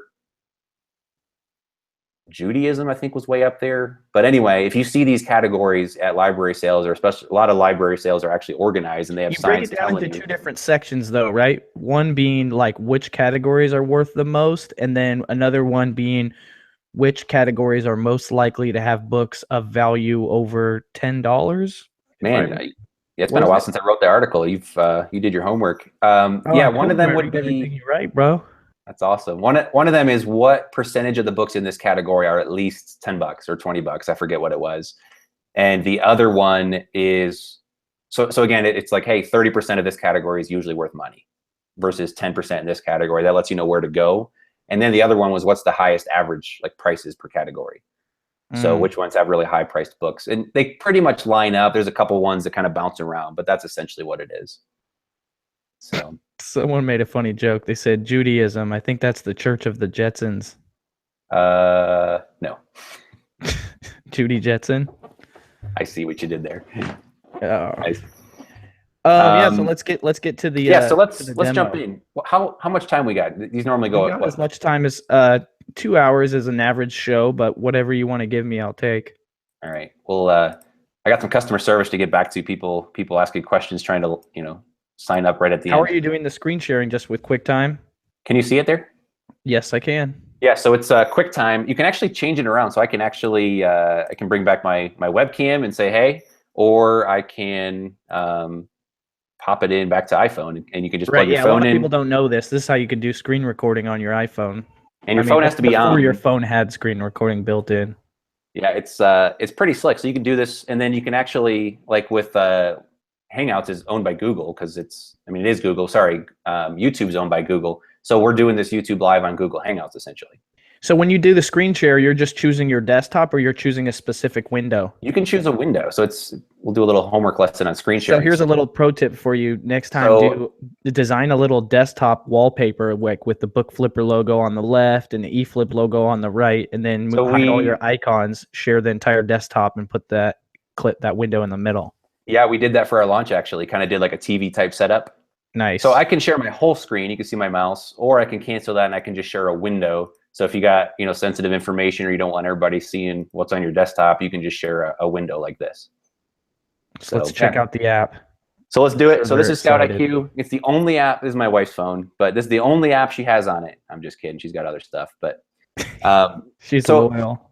Yeah, so she is. But so essentially, what ScoutIQ is, we're going to put the entire book database on your phone. You can access it offline, and there's two reasons for that. One is if you're in a basement of a library sale and you don't have internet or you don't have cell connection, you're dead in the water. You can't look up the value of a book. Nowadays, we're pretty well connected, and that's fairly rare to run into a situation where you don't have any sort of internet access, but it also speeds it up tremendously. So I can give you some examples, but if you're going to scan a book live, it has to talk to Amazon, return the data, write it back to the screen, and then show you the results. And that whole process takes, my developer's here, maybe he'll say, I think it's like just over 1 second, 1.5 seconds.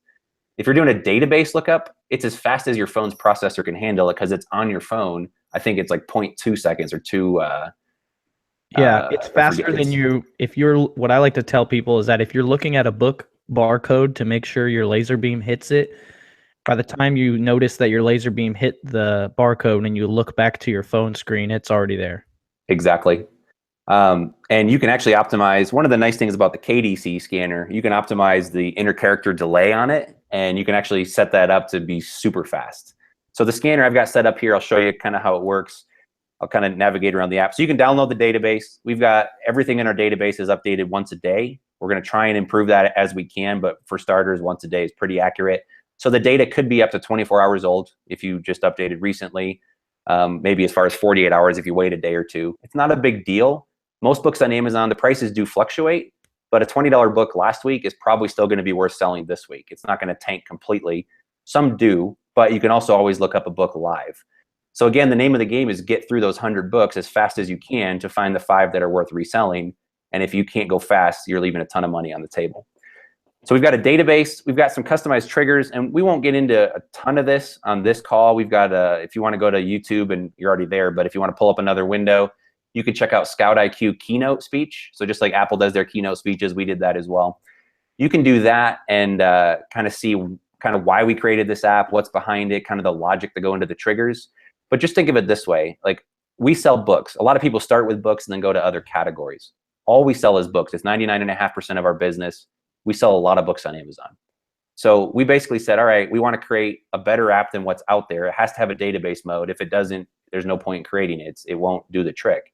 So it has to have a database. That was mission, objective A1, whatever you want to call it. After that, it was, all right, there's a lot of gaps in existing apps. And we'll kind of talk about that real quick. But let me show you just how it functions. Again, I've got the scanner on the back of my phone. If you want, you can use your phone scanner. So, hey, Reezy, there you are. You can use your phone scanner, and you can just go over and scan a barcode and get the data. And again, it's as fast as you can scan it, the data is there. Now, if you're not used to looking at the data, let me just explain what the data is on the screen. I think you can see my mouse, can you? Yes. So we basically break down the screen into 4 columns. We've got all the used offers here. So we've got all the used offers here, whether they're merchant fulfilled or Prime. If they're Prime, we also throw them in this column. And in this case, there's none. We'll come back to that in a minute. That's one of the big gaps that exists in scanning apps. Over here on the right, we've got new. Now, when it comes to new, we only bring the lowest new price because most of you are selling used books. Amazon kind of frowns upon selling new books unless they're brand new. I know some people kind of list them as new, and you could probably get away with that to some extent if it looks new. But in our database, we kind of stripped out, we've got 3 new prices: the lowest used new, the new buy box, which is usually the lowest new Prime. In this case, it doesn't exist because nobody's selling it Prime. And then we've got Amazon's new price as well, and they're not on this listing either. So what we do is we kind of show the data here. This is the current offers. If we wanted to boil this down to the easiest way to understand it, you only have to worry about 2 things. One is essentially sales rank, and there's some limitations here. We'll get to that in a minute. Rank is how long ago this book last sold. So in this case, it's 3.9 million. To level set, if a book sells 1 copy an hour ago, it's pretty much 100,000. It kind of drops to that rank. If it doesn't sell again every hour, the rank just goes north. It drifts up until it sells again. So this particular book probably hasn't sold in 2 or 3 or 4 months. That's what rank means. So rank is, again, 1 is the best it can get. 18 million, 19 million right now is the worst it gets on Amazon in the books category. So rank's very important. It just lets you know, hey, is this thing selling? In this case, yes, but not very often. 2, what are the current pricing? These prices include shipping, so $4.99 is pretty much a penny book. It's as cheap as it gets on Amazon. This book pretty much has no value. Nobody wants it, and the price isn't very good. So that it's really easy, again, on this book, and you can see up in the top it says reject the book. So we'll scan a couple others, then we'll show you, kind of get into some of the details or what we did with ScoutIQ. So what does the e-score mean right there? It has a 1 on the e-score. So e-score is our proprietary data point. It is how many days this book has sold in the last 6 months. So again, we track every book in our database every day. We go through and ping it, and we look at the rank. So if it sold yesterday, the rank's maybe 200,000. If we ping it again tomorrow or today, it might be 400,000. We get it again tomorrow, it might be 600. We know that it's not selling because it's still going up.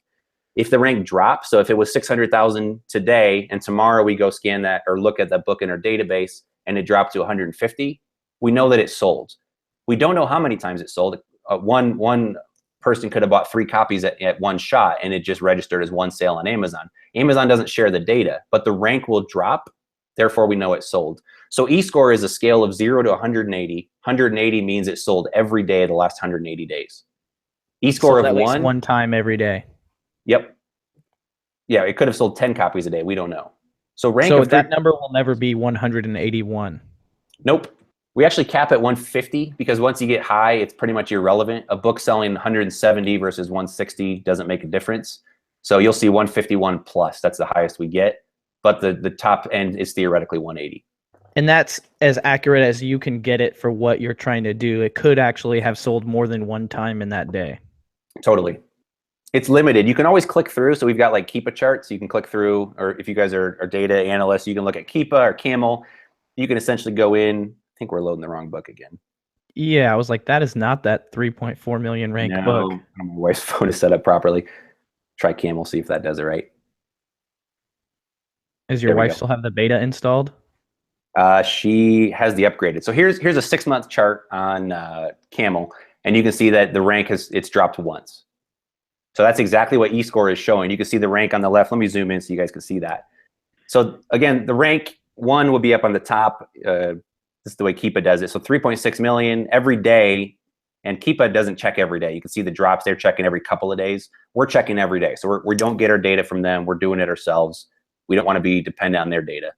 So if you're a bookseller, it should make a lot of sense to you because eScore, what you do when you look at a book, when you're unsure, you go to look at the sales rank graph. You look at, what do you look at when you look at the graph? You look at the spikes, and what do? You count them, right? And so that's essentially what eScore is doing for us, is counting the spikes for you, which means that you now have a database entry for how many spikes are on the graph, essentially. So here's an example of a book that's selling a lot. You can see that this is the 6-month chart. It's pretty much selling every day. Again, maybe every couple times, maybe once every couple of days. I kind of think of it as a heart rate monitor. If you see squiggles and there's life, it's good. Somebody's buying the book. That's what we want to see. We know there's demands, but you had to click through to see that. In this case, a good one. I always tell people if it looks like an earthquake. There you go. Well, we don't have earthquakes here in Denver, so it's you're only reaching a certain demographic. But anyway, rather than clicking through to the charts, eScore in this case, 200,000 rank is good. It probably sold an hour or two ago. eScore of 59 means it's selling every 3 days.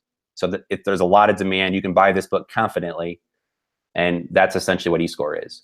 So again, the name of the game is, can you scan books quickly? And again, I don't have my scanner optimized, but as soon as it's hitting enter, we're getting that data back. Some books are super easy. Like this book, for example, the lowest used price, I'll click on it, it'll turn orange. The lowest used price is 17 bucks. If you're going to sell at Prime, you can get a small premium up to $18. This might make sense to sell merchant fulfilled. I'm going to sell everything Prime because I don't want it sitting in my house. Some books are easy. The rank's good. eScore is great. The lowest prices are good. This is a really easy book to say, yeah, I'm going to buy this. I don't need a really complex app to tell me this, but you got that data immediately. Other books on the other end of the spectrum, like this first one we looked at, the rank is terrible. The pricing's terrible. I'm not going to buy the book. Right. What really gets interesting is books that are in the middle. So here's a good example of that. The rank is good. eScore is, it's on the good end. It's not amazing. There's nothing in the Prime column. So this is one of the major weaknesses of Amazon data. Amazon only gives us the lowest 15 to 20 offers, depending on what we're doing. A couple of years ago, Amazon gave us every single offer. So this was easy. You could scan a book and you knew what all the Prime prices were. Now they hide it. They're sort of invisible. So what happens is Amazon shows you the lowest 20 prices, and you can see on the left column, we only show 7, but we do this a little bit strategically so our database stays smaller. We show used offers 1, 2, 3, 4, 5. Then we jump to number 10. There's usually a gap there. And then we show the highest price in the API. So this will be the 15th or 20th price, depending on what we're doing.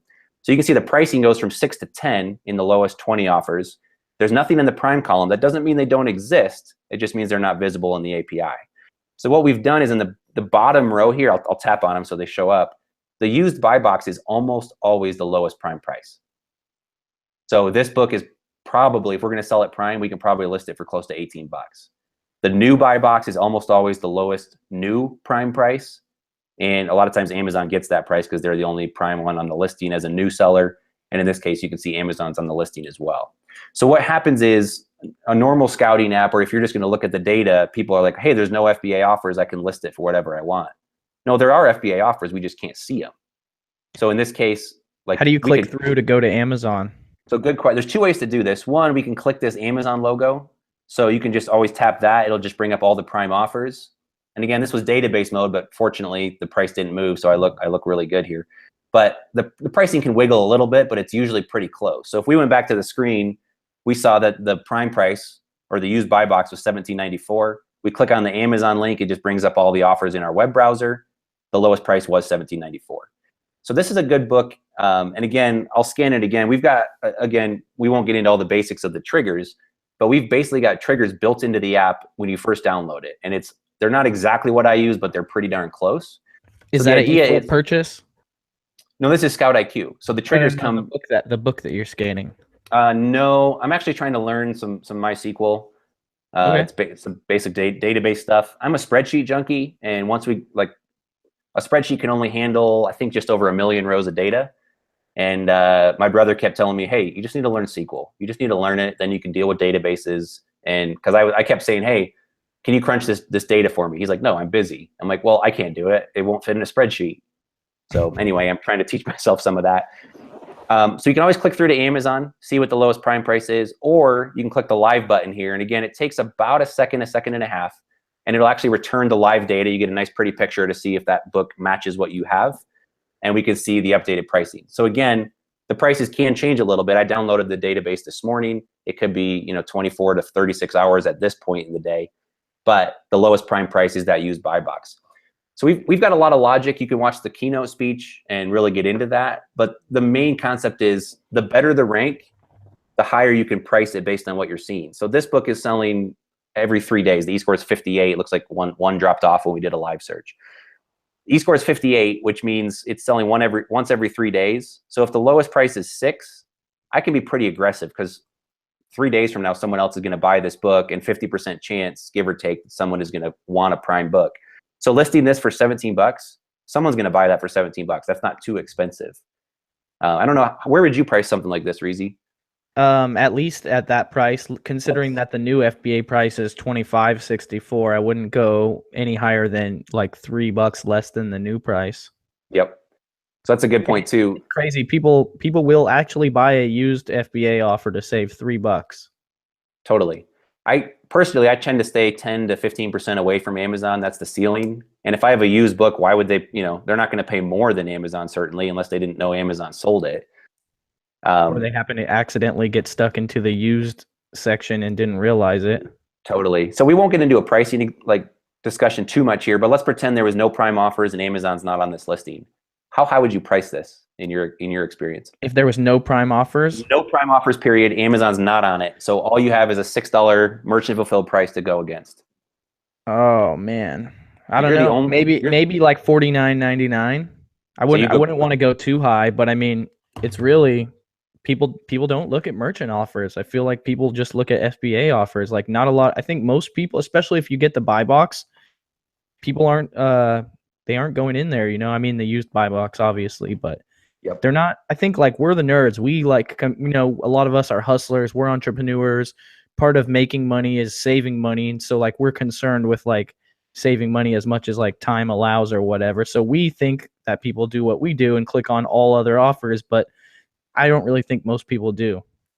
Yeah, I think there's a lot of studies that go into it to look at the used buy box rate. And we're going to use this term if you're new and you don't understand. The buy box is the offer that Amazon essentially highlights. So if you go to Amazon and look up this book, you'll see on the main product page, actually, I could share my screen and do that. But if you go to the main product page, you're going to essentially see, hey, you can buy this book from Amazon for $25 or used, you can buy it for $17.94.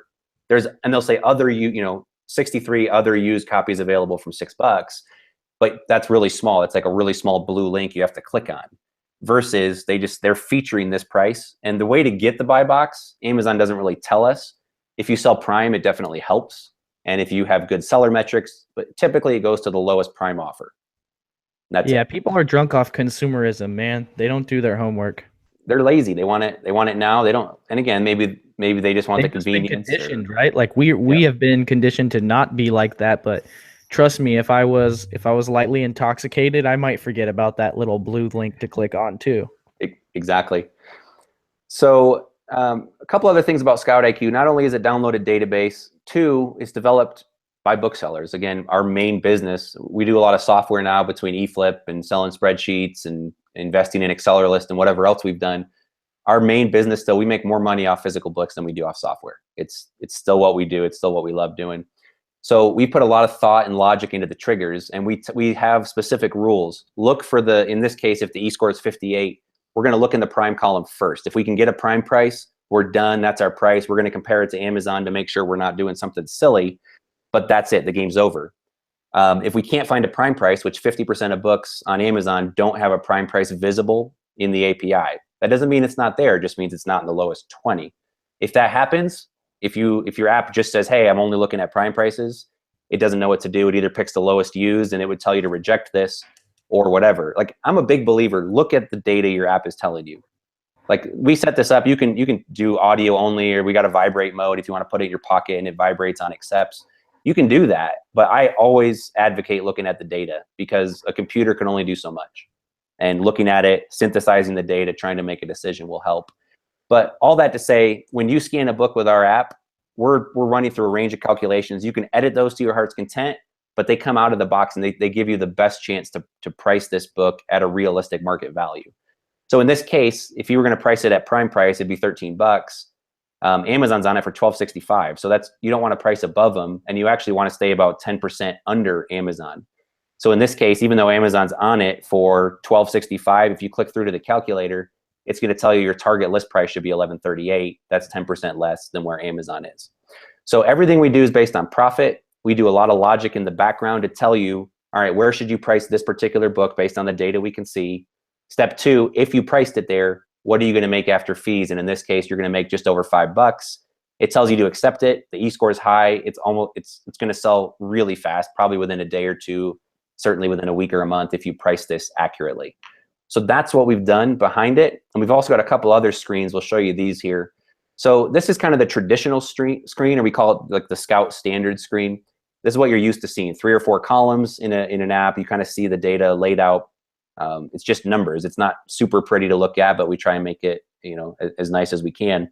The second screen, we call it Scout Lite, and this is specifically designed for newer booksellers, or if you're just more of a visual person, you want to see ideas.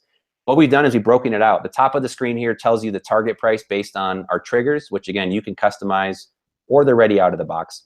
If you were to list at this price, you'd make a profit of $5. The triggers told you to accept. It's a high enough profit target in this range. The other thing we do is then we look at market demand. Is there historical demand? What's the current rank? 8,000. That's awesome. So it's pegged out on the green. E-score, how many days in the last 6 months did this register at least one sale? Nearly every day, so it's really good. Then we look at the pricing information. The lowest used price, in this case, is just under $12. It's good, but it's not great. So it's kind of a yellow or orange. We kind of match our branding. The used buy box, the lowest prime, $13.31. Amazon's on it cheaper. And then how much competition. If there's 400 offers for a book, there's going to be lowball prices, almost guaranteed. It's just a supply and demand curve. If there's few offers, that's good. So what this allows you to do is you can quickly scan books, and if everything turns green, it's probably something you should buy. If stuff is turning red or orange or yellow like that, it's probably a book you should stay away from. So again, you can always go from this screen back to the main one. But for those of you who are a little more... That is the new view, and this is the new view that you guys pioneered, and then the other one is like a traditional view. Yep. So if you're used to seeing the data this way, if you want to see it all laid out, and you can kind of, like, we tried to be smart about it. What's important is price and demand. So we put the demand, the rank and e-score right here. How many copies right here? Lowest used, lowest FBA. So you can keep your eye in this corner and then kind of glimpse up and see the profit, and never really have to look at the entire screen. You can just kind of keep your eye right here. So we did a lot of, thought. We hired a professional designer actually to help us be a little bit smarter about it. And then we've got this screen as well. If you want to go in just Zen mode and forget about scouting and just say, hey, if it's green, that's awesome. If everything's kind of red and yellow, I don't want it. You can kind of make your own decisions. And again, you can bounce back and forth between them. And then the last screen we have is just something fun. It tells you what your accept rate is. So if you walk into a thrift store, you can reset the counter. You can go scan a bunch of books as fast as you can, whip through them. And when you get to the end of the store, you can take your shopping cart of books up to the front, and you can go back to your counter and say, hey, what's our accept rate? We scanned 5 books, 3 were accepts. You can kind of compete with your friends, see how many books you can scan in an hour. And that's what we've set it up. So that's the app in a nutshell. And I don't know if you guys, if Reezy, you have any particular questions, or if any of the audience has questions there. Yeah, I do actually. I want to know, when do you plan on expanding with the app to other marketplaces, and which marketplaces those would be? So good question. We're getting this question a lot. We'll look at market demand. So we kind of track who goes to our website. US is by far and away number one, Canada number two, UK number three. So if you guys, there's a bunch of UK people out there, start going to the website. We're tracking where you're coming from. We're going to kind of make our What about decisions. other European countries, not just UK? So UK would be first if we went that direction. I mean, we're talking about expanding, but right now, like, we just came out of beta, so we've still got a lot of things we have to add to this app. In full disclosure, this app works for books only right now. So you can type in ISBNs, you can scan them, you can use a Bluetooth scanner. If you're a bookseller, this app really changed the game as far as selling books and finding them. We need to open up to other categories next. So if my developer is still on the call, we've been kind of meeting and discussing regularly, but we're trying to bring on some other developers and speed up what we're doing. So mission It will definitely increase your customer base for sure, because there's a lot of people absolutely. that don't sell just books. Also, do you have a hidden mode, or are you planning that? Yep, hidden mode will be coming. So our order of operations is like live lookups for any categories are coming. That's our next big one. We're targeting mid-December, give or take a week or two, depending on how fast we can push it out. That then lets this be an app that does everything. And then we've got, again, you know this, but this screen right here has been copied by one of our competitors, the Scout Lite, and a lot of stuff that we're doing right now is just being shamelessly copied. So we're kind of keeping our development roadmap close to the vest. Okay, But yeah, that makes a lot of sense.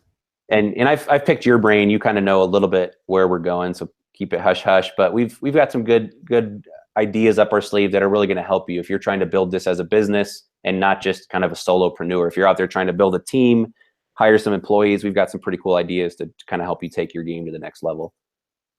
Awesome, super excited. And we had previously spoke about Apple Watch integration. Is that still on the map? It is. So again, if you want to be like super incognito, that's you can certainly, Reezy, I don't have one on me, but you can hold up your wrist.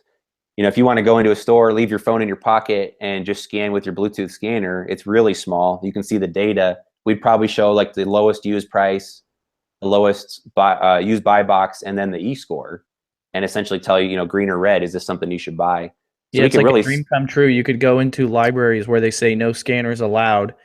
You could put your watch on upside down on your wrist, and then just palm your scanner, and then have Bluetooth headphones, and just go to town. No one and then would. just They wouldn't be able to say anything.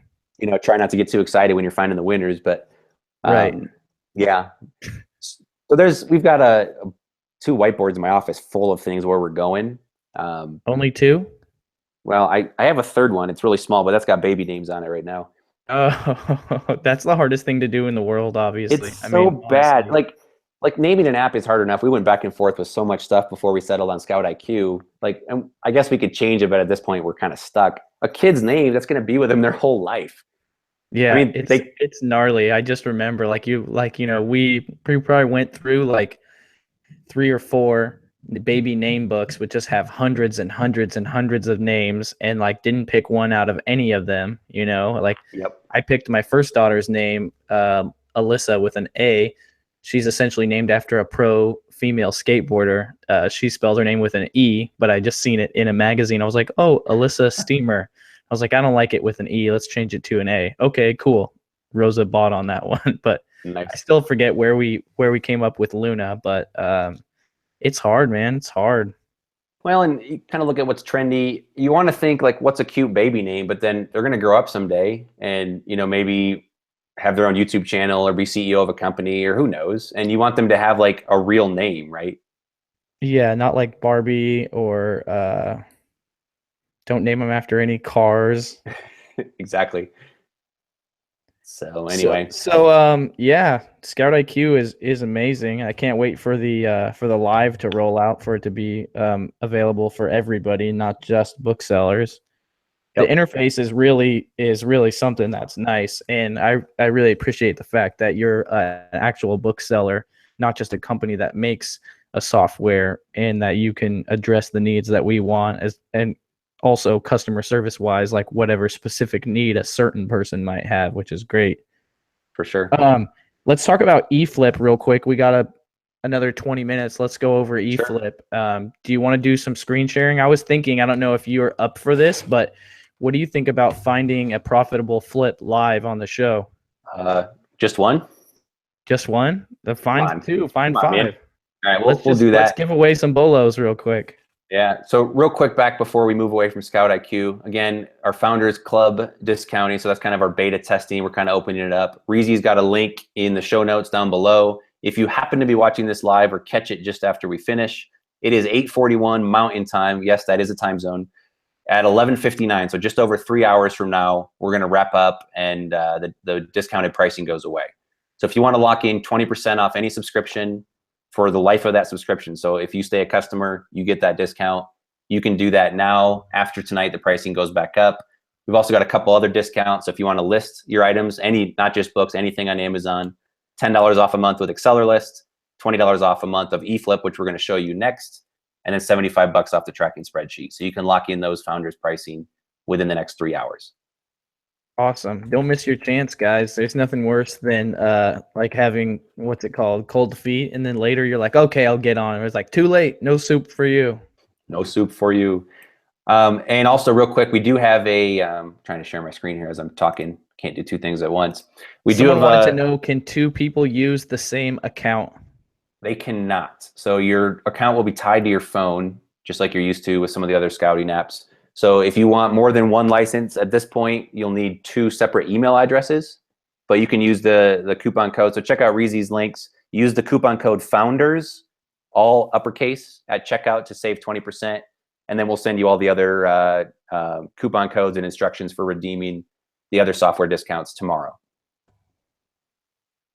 All right, so can you see my screen again? Yes, we can. I've just got your hand hiding in the backgrounds. Can you see the whole screen? Yeah, we got your desktop. Everything's too. good. All right. You got both screens or just the one? I just see one screen. Okay, perfect. So this is eFLIP. Again, the idea is you're buying merchant fulfilled items, selling via FBA. You're essentially day trading or trying to find discrepancies in the market where you can buy a book for $6, $8, $10 and try and flip it for 20 or 30. Back before the fee increase about 6 or 8 months ago, it was a little bit easier to play the game. You could buy a book for 10, sell it for 25, and make pretty good margins. Amazon's getting a little greedy, and they're not in the book storage business, so they've raised some of their fees. It is a little bit harder to do it, but they're definitely still out there. So we'll show you eFLIP Original, and then actually the first time ever, we're going to show you just a sneak peek at eFLIP Outliers, which is our next iteration. So eFLIP in a nutshell, and apparently didn't recognize who I am because I've been sitting here too long.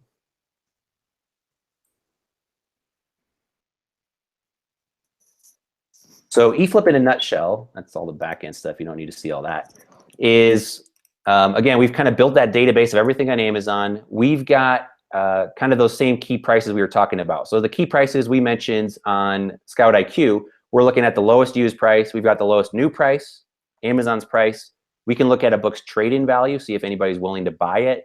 We can see the number of used and new offers, so how much competition is there. We can see the sales rank, the average sales rank, which was kind of a precursor to eScore. We're actually going to redo this and throw eScore in here now that people know what it is. We've been trying to keep that hidden for a while. And then the publisher date. You can search by title, publisher, but the basic rule of thumb is we say, hey, I want to find books on Amazon that are selling for between $0 and $10. I want the new price to be high, let's say 40. I want Amazon's price to be high, let's say 40. I don't care about trading value. I don't care about number of offers. I'm willing to look for a rank up to 1 million with an average rank of 750. And you set your parameters. And you can get as creative as you want. If you don't like the preset filters on the sliders here, you can type in 38, 95. I mean, if you really want to get technical, you can do that. When you like your options, you simply hit search. And our database of, again, nearly 20 million books, we filter it down. We only show items in this database up to 3 million current rank. The reason is once it gets north of 3 million, it's pretty unlikely to sell again. So why clutter up our database? We store it offline where it's not going to be in this table. Otherwise, it would slow it down considerably. So basically what you're saying is that a lot of those books are just dead space, and the only reason that you should have them in your database is that so you can brag and say you have a larger database? Yeah, essentially. I see what you're doing there. Again, it's more about what data is important. And the cool thing is, as we keep rolling out ScoutIQ, we're going to be crowdsourcing your scans. So if you find a new book either that we didn't have in the database yet, or a brand new published book, you're going to scoop it up, put it in the database. It's not only going to find its way into ScoutIQ, it's going to trickle its way into eFLIP. So I should probably be paying you to use the app, but that probably won't happen either. So what we've done is essentially everything in here. We can look at these books. You can sort by any of these columns. Right now it's sorted by the lowest used price. Now there really aren't penny books on Amazon anymore. I won't get real technical, but the database we're using here, the data from Amazon is not as detailed as what we've seen in ScoutIQ. We'll get to that in a minute because we finally built out a better database. This is the used price. It doesn't include shipping. This is new. So like there's people selling this book dirt cheap. We can't see the prime prices, but what we're doing is we're trying to set these filters in such a way that we're going to find books that have demand. The rank is good. We could actually limit and say, I only want to find books that have, less than 90 offers or fewer than 90 offers for you grammar Nazis. And we can actually do the same search again. Let's say we want to find, recent books. I don't want to find anything prior to 2004. You can, there goes the Saxon. Yeah, exactly. So whatever you want to do, you can find, filter your searches this way. What happens, and we won't get into a huge tutorial, but if you click this title, it's going to bring up the lowest used prices on Amazon. So there's that penny offer. Sometimes the data is not quite there. We update this thing throughout the day, several thousand ISBNs every minute, and we actually upload those back into our database in real time. But 20 million books takes a long time to work through, and so we actually end up updating everything in the database once to twice a day. So if you saw the price was a penny and you click through and it's not there, either somebody beat you to it or their repricer kicked in. So this particular book, and again, if you want to be good at flipping books, you need to learn how to read a keep a chart. So again, green is a sales rank. Every drop or every blip in the heart rate monitor is a sale, and so it's selling every week, every other week, give or take. But here we had a really strong period of sales. So why would that? We have a decent history of sales, really strong, and then it kind of peters out. The reason is this is probably a textbook. So human motor development, lifespan approach, definitely a textbook title. And the reason it sells a lot in the fall, August and September, that's the fall textbook season. So it lines up with demands. What we could do then is we could find this book, and you can see there are some prime prices cheap, usually some of these big sellers like Amazon warehouse deals. Did you see this, Reezy? Amazon warehouse deals took their feedback away. No, I didn't, but I'm not surprised. They just did it. Amazon themselves don't have feedback, which is, I think, preposterous. So their feedback was like 80%, if not lower. They were terrible. And they come in and they lowball. RentU is a major textbook wholesaler, affordable price. Not sure who they are. They're not actually that big. You can see how big a seller is by looking at the Another ratings. thing to know, just to share with the viewers, is that once you get into doing this a lot, you start to develop a database in your head, and actually probably you should keep one outside of your head in a spreadsheet so that you know which sellers are the ones if you consistently order from someone and the book is worse condition than what they say, maybe you don't want to order from them anymore. But totally. If you might learn that RentU just lists all their books as acceptable, no matter what condition they are, because they're saving time by not having to condition books. And so once you know that, then you feel a lot more comfortable buying acceptable copies from them, and they might be coming in like new condition. Totally. So again, we can look back at the sales history, and you'll look through these HPBs, half-price books, Campus Bookstore, I'm not sure who they are, Thrift Books, you'll see them. They've got several locations. You'll kind of learn, like Reezy said, which sellers you can buy from, which ones you should avoid. We could see the rank history, so it sold really well in the season, but the price pretty much stayed, $249 is the lowest price, up to $386. The price didn't really drop or jump. So this book is probably not the greatest one to flip, and then we can filter by prime and say, hey, I can buy it for a penny plus shipping, but I'm only going to be able to sell it for $7. Now, we might be able to wait. If these couple books sell out, we might be able to get up into the $20 range, and it might be reasonable, but that's a little more risky buying and hoping that the demand comes back in the spring. It's certainly a good model, and you'll have to learn how to read the charts. So you can click through the title. You got to get the how many extension. I thought I had Keepa. Maybe it's not on. Keepa will show you the quantity as well, if that's what you're looking at. Yeah. So because sometimes you like what you were just saying right now, you would be like, supposed to be showing. If they had, one or two copies each, cool. But a lot of these people like RentU, they'll have like 48 copies of something. I'm not sure why it's not showing up. Usually it does, but yeah, that's important. You can also click through and say add to cart and you know, put $9.99 and see how many they actually have. But it's good if you're essentially, we're trading stocks. We're trying to find books that, you know, the demand's going to be back probably in the spring. Is it going to be enough demand to move the price through these offers? If these guys each had one for sale, probably. If this guy had 300, that's the, you know, that's the new price ceiling. It's not really going to move beyond that. Right. So click the title, you can see all offers. Click the ISBN, it brings you just to prime offers. So what we're doing is we're looking for books that have a big gap. And here you can buy it for a penny plus shipping. The gap only goes to $7 or $9. Again, you could probably roll the dice and it would probably get back up to the $19 or $20 range. The technical term is resistance. There's a lot of sellers in the $20 range, but that's not a quick, easy flip. We can do better than this. So the workflow here, again, is just like scouting real books. You need to learn how to get through these books fast, look at a chart, look at the data, make a snap decision. So you can click the title and come through and then click prime, or you can just work your way down this list and say, all right, I set up pretty good rules, and you'll learn what your settings are. You can save any of these searches. It gives you a custom URL. You can put that in a special place and come back. So if you find a search that yields really good results, that puts you in a good spot. So what we're going to do instead, we're just going to click the prime links and go find books that have a higher prime price. And as a general rule, you're looking for, if you're going to spend $5 on a book, you want to be able to sell it for 20 or 30 or 40 before it's even worth it. And again, we're not going to leave you blind. You don't have to, you know, run around and make calculations. This adds $3.99 to the lowest price, because that's usually what shipping is, although sellers can now change it. They're screwing up our software. It knows the book's weight, knows what the fees are going to be. In this particular case, let's say we could sell it for $19.99 if we're willing to wait for a couple people to sell out. You plug that in. In this case, you'd spend $4.90. You'd make $4.30. Our ROI of 89%. ROI is great. I mean, we're so spoiled in books to get 200 or 300 or 400%. But if you're going to be doing this type, you're going to be spending more than $1 or $2. $4 doesn't get me super excited. We can do better than that. So let's keep looking. And I'd rather have a lower ROI but a higher dollar return. It's about dollars per click for sure. So here we've got 3 lowball offers, then it jumps up. So the question is this likely to go up there again? We can look at the Keepa chart. It's got a little bit of demand. You can see the price actually jumped. The lowest used price, Prime's going to be higher, jumped to $40 in season. But there wasn't a huge demand in the spring, kind of in January. There's a little bit of a demand rush here as the sales rank kind of clusters. But this book, if we bought it, we'd probably have to wait till the fall. So that's not a great flip. So again, you have all the entire database at your disposal. Here, you're not supposed to flip Prime, but if you buy it with a business account, you can kind of get away with it. You could buy this book and flip it for 17, but there's not enough profit. If we bought this book for 7, that was a rental.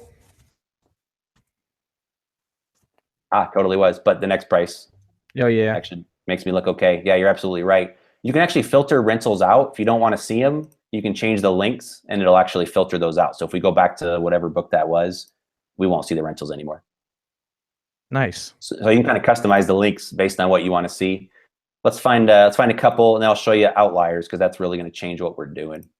Refresh that once we did that. And you're going to be adding eScore to this, right? Yeah. So instead of average rank, we're going to speed the hell out of the process, because you won't have to go look at the graph anymore. I don't know if it tried to sign me out again or what. We're doing some development changes here as we're pushing a new server. Let me force refresh this. I don't think Chrome likes me right now. You can still hear me, right? I'm still connected to the internet. Yeah. You're still. I was gonna say you still got internet. That's weird. All right. Like I said, we've been in there kind of messing around. So again, the main idea. I like to search a little bit higher. Let's look for books kind of in the 10 to 30. New, let's say like 80. Amazon is at least 100, if not higher. Let's find anything that's got a trade-in value. So it's probably a textbook. We'll find used offers less than 100. Rank is 1 million, max average about that, and we'll search these parameters. So, and again, we can sort these, but again, used prices start in the $10 to $11 range. We're just going to click through to Prime and see what we find. So here it's 13, 13, 24. It opens up a little bit, but probably not enough to be worth it. $10 jumps up to 35. That's probably worth it. Before we even research it, let's see if the $10 offer is something we'd want to buy. So here you'll end up with a lot of books, college textbook technology, some of these guys, and these have water damage. So if these were good books, these are probably great books to flip. You could buy it for $8 plus shipping. These guys are probably just battling on a repricer. And what'll happen a lot is a new seller will come in here and they'll list a good copy or very good copy because they see low ball prices. They'll match it. So you can a lot of times find these books. Either someone picked these clean or these prices are just dropping. But this would be one that you want. It's got a very good textbook pattern as well. Let me show you just, I mean, we're barely getting our hands wet here. Here's another one that jumps up to 30. Let's see if these $10 offers are still here. Someone beat us to the 10. There's an acceptable. Again, you'll learn who you can buy from. Thrift books, an acceptable book is usually just fine. It's a $15 book plus free shipping. This book has an awesome textbook pattern. So if you're watching live, you might want to go in and snag that book. Again, the cheapest prime is 32. If we're willing to wait for them to sell out, it doesn't go up any higher. But let's click prime again. If we're willing to wait, and again, you can roll the dice right now, it's end of November. You can wait. Some people actually won't even buy acceptables, you know? For sure. I like to buy acceptables, especially from the big sellers. Once you understand who's there, you can get some really good flips. Yeah. I'm not talking about you, bozo. So we'll plug this one and we can pick it up for, what was it, 11 and change. So you got to plug the numbers in, 11 plus 4, roughly 15. Those of you are specific. Again, if I match the lowest price that's out there, about $32.50, you're not going to make a bunch of money. You make a $5 bill, 35% return. That's not real exciting. If you're willing to wait, this one had a really good textbook season. And if we're willing to wait for a couple prices to move, we can easily get back where the resistance is, around $65. So this is more of a buy and hold philosophy. This is not something you can buy right now and expect to sell within 2 weeks and get this price. But here's a great flip. You spend 15. We've not only gotten this, we can wait for the market to move, but we've bought some of the cheapest prices on the market. Would you agree with me that like books is one of the textbooks specifically is like the most predictable market that ever existed? Like yeah. I can't think of anything that's more predictable, you know, other than like shorts are going to sell in the summer. Like it's one of the most inefficient markets too, which leads to a lot of opportunities. And you're going to see prices that drop all over the place. So that would have been a good flip. And again, it's just a matter of set your filters and just work your way through it. And again, you've got pages and pages of results. I'm only looking at 4 or 5, and you'll learn how to click through, see if there's a prime price. Here's a good jump. So we can get probably $41 for this book. Let's see if the $11 offer is still there plus shipping. And again, a lot of times people will come there and pick out all the good books. So you're just looking at acceptable. Anything that says water damage, nope, nope. DE books, I have pretty good experience with them. Nothing mentions water. I would buy that book all day long. So that's eFlip in a nutshell. Let me give you a sneak peek at Outliers. Sorry.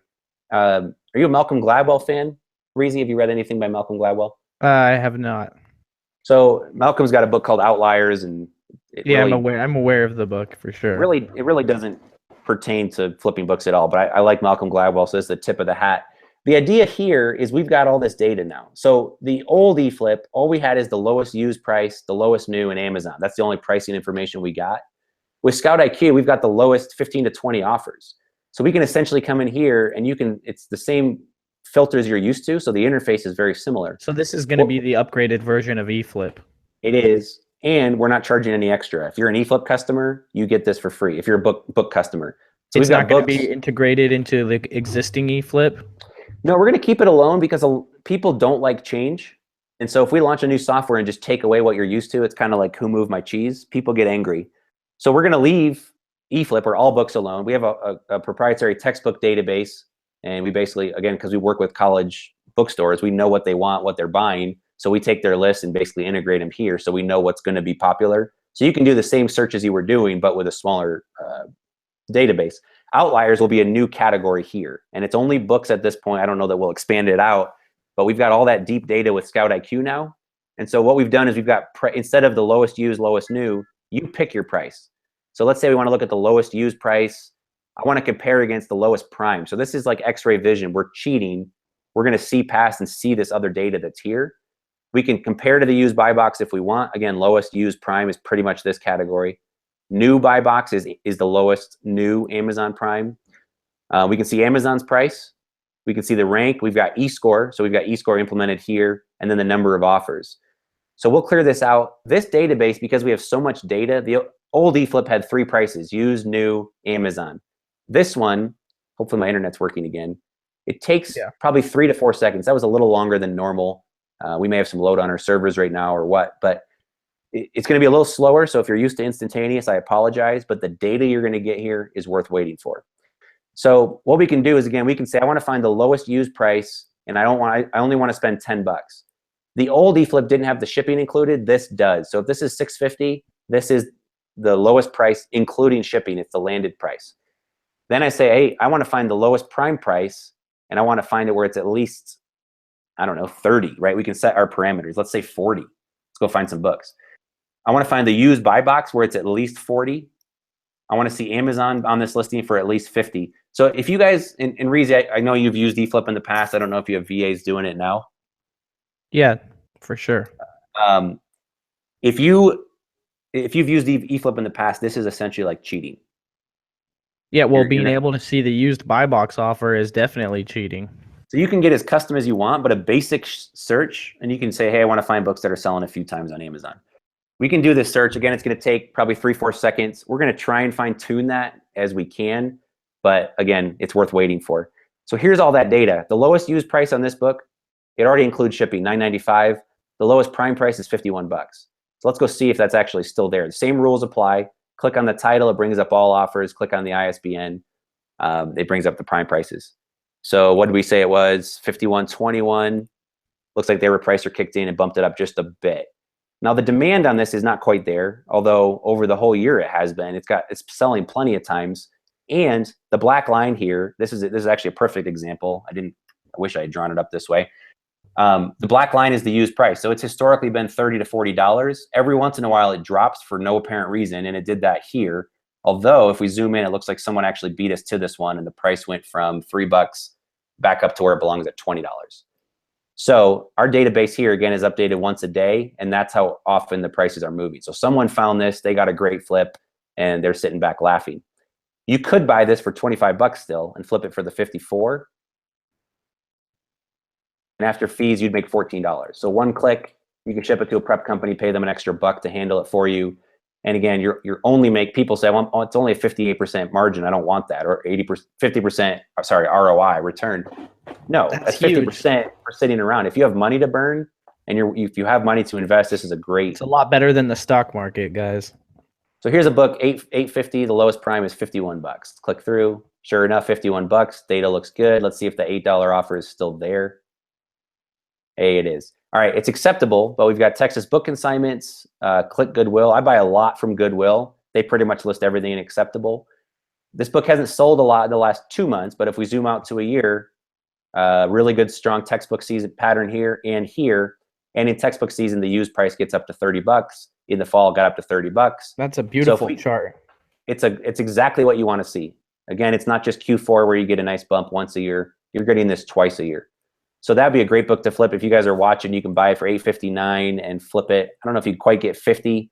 Let's just call it 45, or let's just be conservative. Let's say 39. Again, you could get this. You could easily get 39 now, especially when textbook season comes. It's most likely going to go up. If it does, you can buy us coffee. If it doesn't, don't get mad. You're going to be wrong sometimes. But you could buy this book for $8, flip it for 39 after fees. You'll profit $17. So again, I don't know many other businesses where you can just sit at your computer, buy books. We used to ship them to our house. Now we ship them to family members and they prep them for us. You can use a prep company, pay them $1 a piece. And if you get the $39 price what do you pay your family for prepping $1 a piece? We give them $1 a piece. Nice. And then they make the shipments and everything, or you make the shipments still? They use Accelerlist, so they're actually kind of listing right into our account. We never really touch the process. Nice. Other than to manage it. And if the price dropped to 29, you're still going to get 100%. So this is a great flip. If you guys are watching live, there's the ISBN. You can see that on the screen. Go buy it. Again, all these books, you can buy it for $8.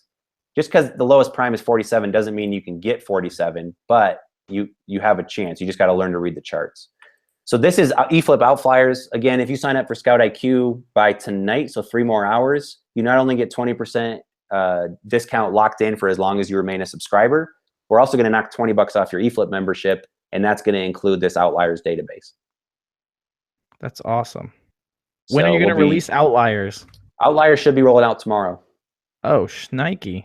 So if you're a current customer, you can actually go to eflip.co/outliers. It should let you in. It's kind of a back door. If you're not a current customer, it won't let you in. Again, we've got the other categories of books and textbooks. So if you sign up for the books database, it's $79 a month. If you get the ScoutIQ, we're going to knock it down to $59 a month. So we'll save 20. You'll save $20. You get the books database, the database of known textbooks, which is, if you're trying to load up for college season, that's really good. And then again, we'll put an outlier section in here. But if you want to go to eflip.com or .co/outliers, this little magical gem will pop up for you. Boom. There you go, guys. The So pre-release. If you happen to be watching tonight, and again, it will take a little bit to load, but trust me, it's worth waiting for. If you're on the pre-release right now watching and you're an eFlip customer, go get it. That's huge, man. That's so, dude. I got a shipment to prep right now. Now you're making me want to go buy some books. Go buy some books, my friend. And again, so the idea behind Outliers, so one other search, the main one is find cheap, merchant fulfilled, sell prime. The other thing you can do is say, hey, I want to find where the cheapest book, let's go find a little, I like to source in the higher waters. Let's find a book in the $8 to $20 range. The second lowest price is 50 or higher. So somebody didn't know better and they just dropped the price. Let's make sure Prime is high, new Prime is high, and Amazon is high. So you were just making me think right now with the outliers. Is outliers something you plan on adding to triggers on ScoutIQ? How so? Well, because if you're using triggers to look up books and you might miss them because of a certain offer, just like if the average, it's hard for me to explain it, but basically, if there's just certain amount of offers that are not that are just lower priced, but then after that it jumps up higher, like there's a shelf, Yeah, so our triggers are already trying to be smart and look around that. So we're looking at the prime prices, then we're looking at the highest used prices. These type of cases, you'd scan it, and again, if you're just saying I want to look at the lowest used price, it's $15. Well, the second lowest used is 60. So what's going on here? And again, someone might have beat us to it, and it's actually someone even came and undercut them further. So this is a great example. The market price has been $60 or so. All of a sudden, this black line drops. So it's repricers playing with each other. If you guys are watching, go buy this book. It doesn't sell all that often. The e-score is not that high. It's not really a textbook. We've got a few sales here and a few in January and a few in May. So it's probably a textbook pattern, but it's not super strong. It's only selling. What's the e-score on that book? E-score on this book is 12. Okay. So if we looked at the last 6 months, give or take, it should be about 12 spikes. So if you're priced appropriately prime, it should sell before you get a long-term storage. But here's the secret. You just buy both of these offers. You move the market. You're the market maker. You can buy 2 books for $15. Now, you don't even have to price at a premium prime. The next highest price is $80. So you could price this at $79.48, beat the, come above them by a penny so their repricer doesn't trigger and drop the price. You're prime, you're a penny more, you're going to get the next sale. Put a $sign in the chat if you're buying books.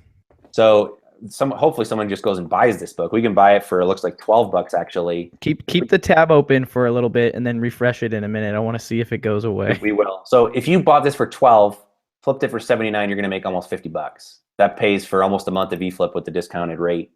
And look, if the price is $60, that's more realistic. You're still making $30 off of a clip. Let's see if someone beat us to these. No, still there. Come on, guys, do your thing. How long does it take to update? So if they add it to their cart and then go through it, it actually could be gone. There's a slight delay too, also between us and them. It's maybe 30 to 60 seconds. Oh, no, I should jump in there and snatch it. This is also a good example. You're buying this from the UK. So someone that needs this book right now, it's going to take maybe a month to show up. I don't care. I'll buy it, wait on it for a month, and then sell it because I'm willing to wait. And I'm going to buy the Goodwill book because most of their stuff is okay still. And if not, I'll just return it. Beautiful. We'll refresh to see if someone else got it. So that's the concept. But come on, people. That's the concept behind outliers. And again, where this gets really intriguing is we say, great, we look for prices where there's a gap between 1 and 2. There's not that many on Amazon right now. Well, let's look between 1 and 3. This is more realistic. It's rare for one price to be low. It's common for 2 prices to be low as repricers chase each other. This is great because I remember talking to you about this a long, long time ago and saying, because it's like a stock type of term, a price wall, people are, when they're market makers, they can see where your stop losses are at and they know where the price wall is at. So they know what's going to happen if they break that. And Totally. Totally. This is essentially what you're doing, but you had to do it completely manually before. You would look at it and go, and I've sometimes bought out a whole page of offers, 10 different sellers. They all only have one copy. You buy them, and all of a sudden the book, instead of being $10, is now $80, and you have 10 copies worth $80 each. So you turned $100 into $800 of sales value, but it had to be done manually. Now you can do it automatically. So you might even put, like, how far does it go up on the FBA offers on there? Like, where can you put your triggers? Yeah, where you're on the used 3. Is that used FBA 3 or yeah, so what it is, used 3? It's the same terminology we use in ScoutIQ. So used 1 is the lowest used offer. It could be prime or merchant fulfilled. It's just the lowest offer. 2 is the second lowest, 3, 4, 5, 10, 15, or 20. So in a sense, this is like a whole new pool of books to be buying, guys, because if you search for discrepancies between used 1 and 10, you're going to find those scenarios like I just described, where buying out 10 offers, you're controlling the price. So like in stocks, you cannot buy 10 shares and control the price. Never. No. But in books, you can. I kind of joke, books are an unregulated stock market at this point. Oh, yeah. OTC is going to be all over it. It's some FTC. FTC, OTC, whatever. Over-the-counter medicine, they're going to be killing this market. It's going to be awesome. They're all over it. So again, you're not going to find as many. Like if you just put some general filters. I think that's what I meant to say. SEC, yeah. Yeah. Securities and Exchange something. Securities and Exchange Commission. Yep. There you go. They're shutting you down, Caleb. FTC is communication. Guys, they're going to shut it down tomorrow. So, and again, as you get creative here, you can start doing some pretty unique searches. We just got our hands on it this weekend. We've been kind of designing it and building it in the background, and it's pretty cool. So especially if you're a current eFlip customer, go to eflip.co/outliers, get a lot of coffee. You'll be up buying books all night. Awesome. And you're using AccelerList exclusively. I still use Inventory Lab. It was probably a year ago when I tried AccelerList, and it was still had a lot of problems. Those have all been worked out, or how's that going? Well, again, no bugs ever get, say that the other way. There's always bugs or inefficiencies in software. That's always going to be the case. They've worked out the main kinks. So you can list books in private batch or live batch and print your labels as you go. That's what we do. My workflow, just a tip for you guys. I know you've done a few pallets. We've done a few pallets. It's a lot of work. We do one box at a time. I do private mode, so Amazon doesn't tell me where to split it yet. I found that I get fewer split shipments this way. So I'll list. I like to price up front. I think it's important. I don't really rely on a repricer up front. I use a repricer to move old inventory. But I'm going to list a book, put a price on it, condition, list a stack of 20 or 30, fill a box. As soon as the box is full, close the shipment, send it to Amazon. I almost never get split shipments this way. And then secondly, I don't have to do box level contents. So I know we've talked about it. You believe in the Henry Ford mechanism where you pre-sort by condition, scan really fast. You can still do that with AccelerList. I prefer to touch it once. So how are you doing pallets then? When we do pallets, we actually do pretty much the same method that you do. We're not necessarily pre-sorting, but we do like a fast list in private mode. The problem is at the end, I know people say that they get to the end, their shipments don't get split. Ours do. We'll list 2,000 books and 1,500 go to one warehouse, which is great. And then 300 go elsewhere, 50 go somewhere, 26 go somewhere else. It's a pain in the butt. And I have to go find all those books in the midst of 2,000 books. Right. So I'd rather do one box. I don't have to do box level contents. I only touch each book once and I'm done. Makes sense. So yeah, we use AccelerList exclusively at this point. And of course we've been using ScoutIQ, but I know the guy, so I get a nice little discount. Yeah, we don't usually get more than 2 splits per shipment. I don't know if that's because of our geographic location or whatnot, but yeah, generally we'll just sticker get the small shipment done, and then whatever's left is on the table is the big one. And if you keep your books in order and you have proper SKUs, the labels should be in order that the books are on the table. Exactly. That's awesome. So that makes the workflow for your employees/family members much easier to use AccelerList and to do one at a time, one box. Yep. And they can log in from anywhere around the country. We've got, family members in different states, and they can log in and access our account that way. But they don't actually log into our Amazon account. We'll still go in and print the shipping label or rather send them the PDF. But they list, we don't know they're in there. They're doing private mode. It works out great. So AccelerList doesn't So yeah, it just gets it into Amazon and creates the shipment, and then when they Yes. tell you, hey, we've got some shipments done, and then you get the labels and mail them the PDF. Bingo. Awesome. So they've got a Dymo printer. They label. All they need from us is they email us and say, hey, I've got one box, because they're one at a time. I've got one box. It's 48 pounds, and that's it. And we say, perfect. We throw it into Amazon, email them a PDF, and that's it. So it probably takes them what, 2 hours, less than 2 hours to make a box, Oh, way less. and they If they get have the about books right there, they can fill a box of textbooks. Textbooks, you'll probably be 15 textbooks in a box. You can list 15 books in 15 minutes, 30 minutes if you're really slow. right. So they're making 15, 20 bucks a box, basically making like 40 bucks an hour. Yep. Awesome. So what programs are included in the lifetime deal again? Everyone wants to make sure. So if you sign up for any plan, we've got two plans with ScoutIQ. One is database plus live lookups, and the database is what gives you the speed, lets you access it without an internet connection. If you have the money and you're serious about books, you want database. The other plan is just live only. You don't get the database. That's $14 a month. That's so $44, $14. If you get the Founders Club discount, so do the link in Reezy's bio down below. If you do the Founders Club discount, you get 20% off of those. Use code FOUNDERS. Yep, all caps, Founders. If you use that, it doesn't matter what plan you buy. You can even buy the cheap $14 plan, 20% off. I think is $11.20.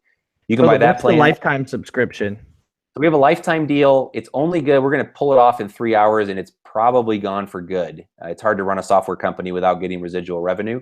So it's $1,000. That's with there's no Founders Club discount on that. It's $1,000 period, and that's unlimited database, live lookups for the life. That's it. So you can't sell it. You can't transfer it. It's tied to you. If you get a new phone, we'll switch it over to a different phone. If your Amazon account gets suspended and you can open a new one, we'll get it. But it's $1,000 one time. And then you're also going to you'll never pay another software fee for ScoutIQ. Any upgrades we make to the app in the future, you'll get as well. We're not going to upsell you later as it relates to the app. And then you'll also get if you sign up for any plan, whether it's monthly, prepay for 6 months, prepay for a year, you can get lower rates, or you do the lifetime, you'll get the AccelerList, eFLIP, and tracking spreadsheet discounts as well. That's awesome. Yeah, all those things are very useful things. So what kind of track does well, real quick, not to talk about AccelerList all day, but do they have, what kind of accounting do they have inside of there? Or are you primarily still using the spreadsheet? So real quick, you had actually texted me. I'll actually just address this. Someone said that if you use the Founders coupon code, it drops the lifetime to $800. It actually won't. It'll still charge you $1,000. So the way we set it up, we just thought logically. So if you go in, there's drop-down menus. You can pick monthly, 6-month, annual, or lifetime. If you select lifetime, the coupon code section disappears, so you can't enter it.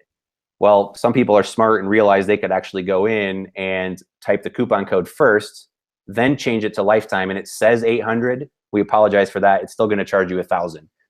So sorry, guys. Don't get your hopes up. If you thought you found a back door, we're on to you. I thought it was a back door. I didn't want to say it live on the call. No. I texted you. No, and we've had a few people buy that, and we've offered to refund if they couldn't afford $1,000. But you didn't find a back door. We're on to you, but we missed it on the user interface side. Someone was saying that there's a problem with Outliers. The slider is not showing up properly. It's probably because it's brand new. Are you on Chrome? I'm not sure. Raider and Daniel B are the two people I know that are on there right now. Right. Let us know, guys. You may try another browser. Otherwise, we'll have it cleaned up by tomorrow. I didn't tell my developer I was actually going to tell you guys the URL tonight, so it's probably not quite ready for you. Guys, what we've learned from this is don't tell Caleb any of your important secrets. Nope, I'm going to let him out. Let him out.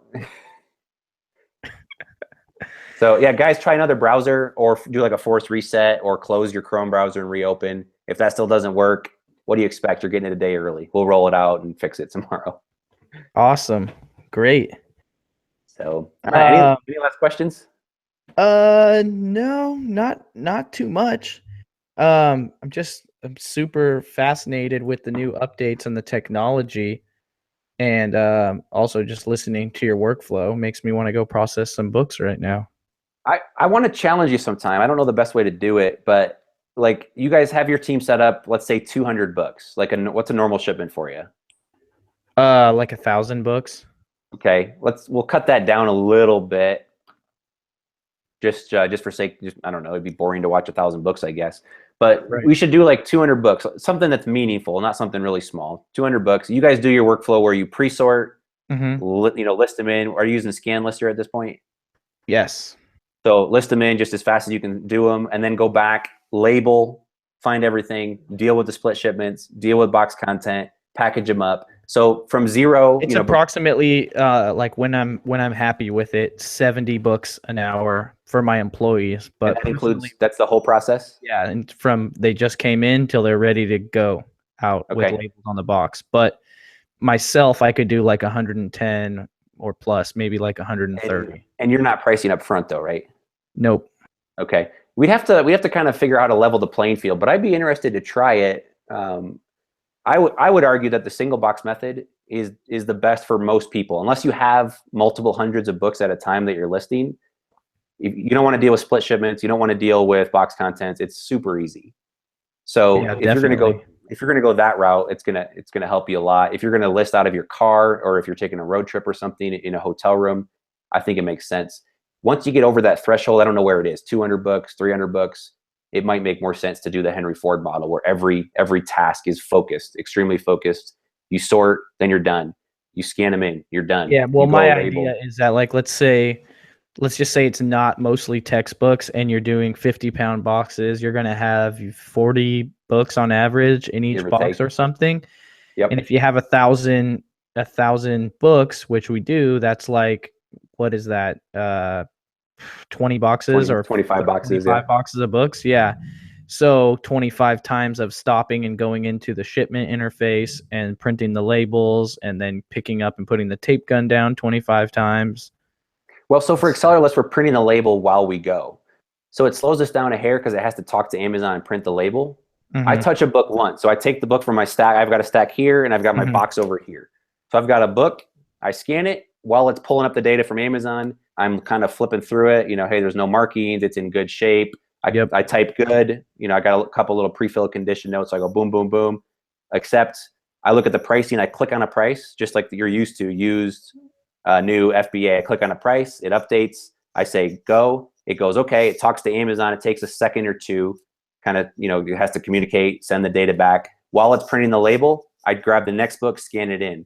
While it's thinking, I grab the label, throw it on my book, throw it in a box. I'm done. I don't touch that book again. Right, and then you've sunk the time of the thinking slightly.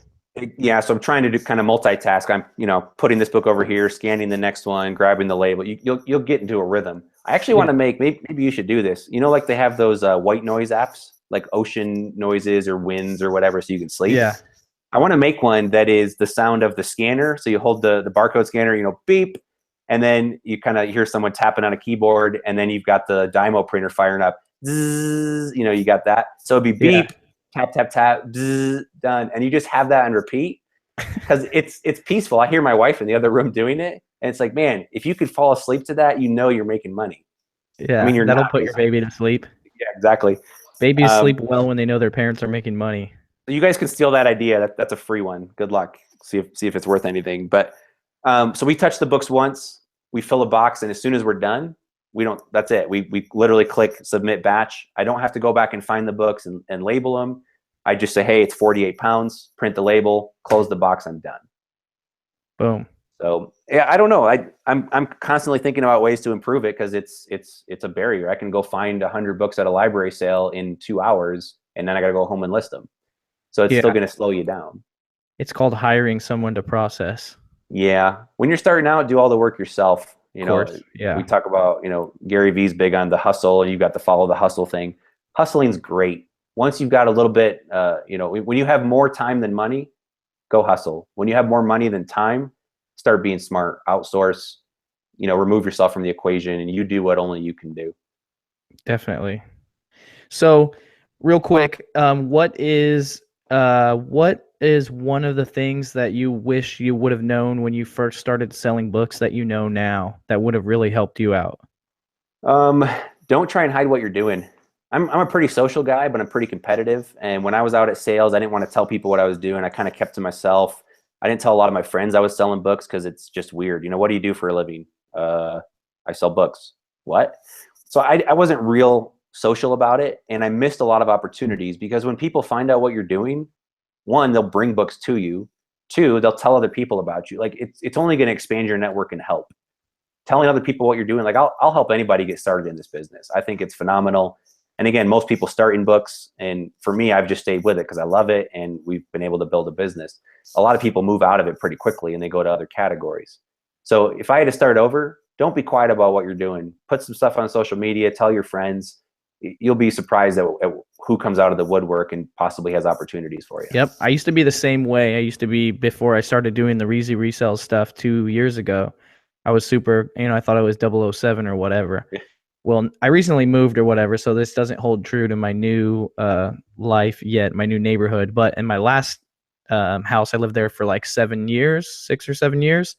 And it's not uncommon for me to like be going out to my car and there to be a box of books in my driveway.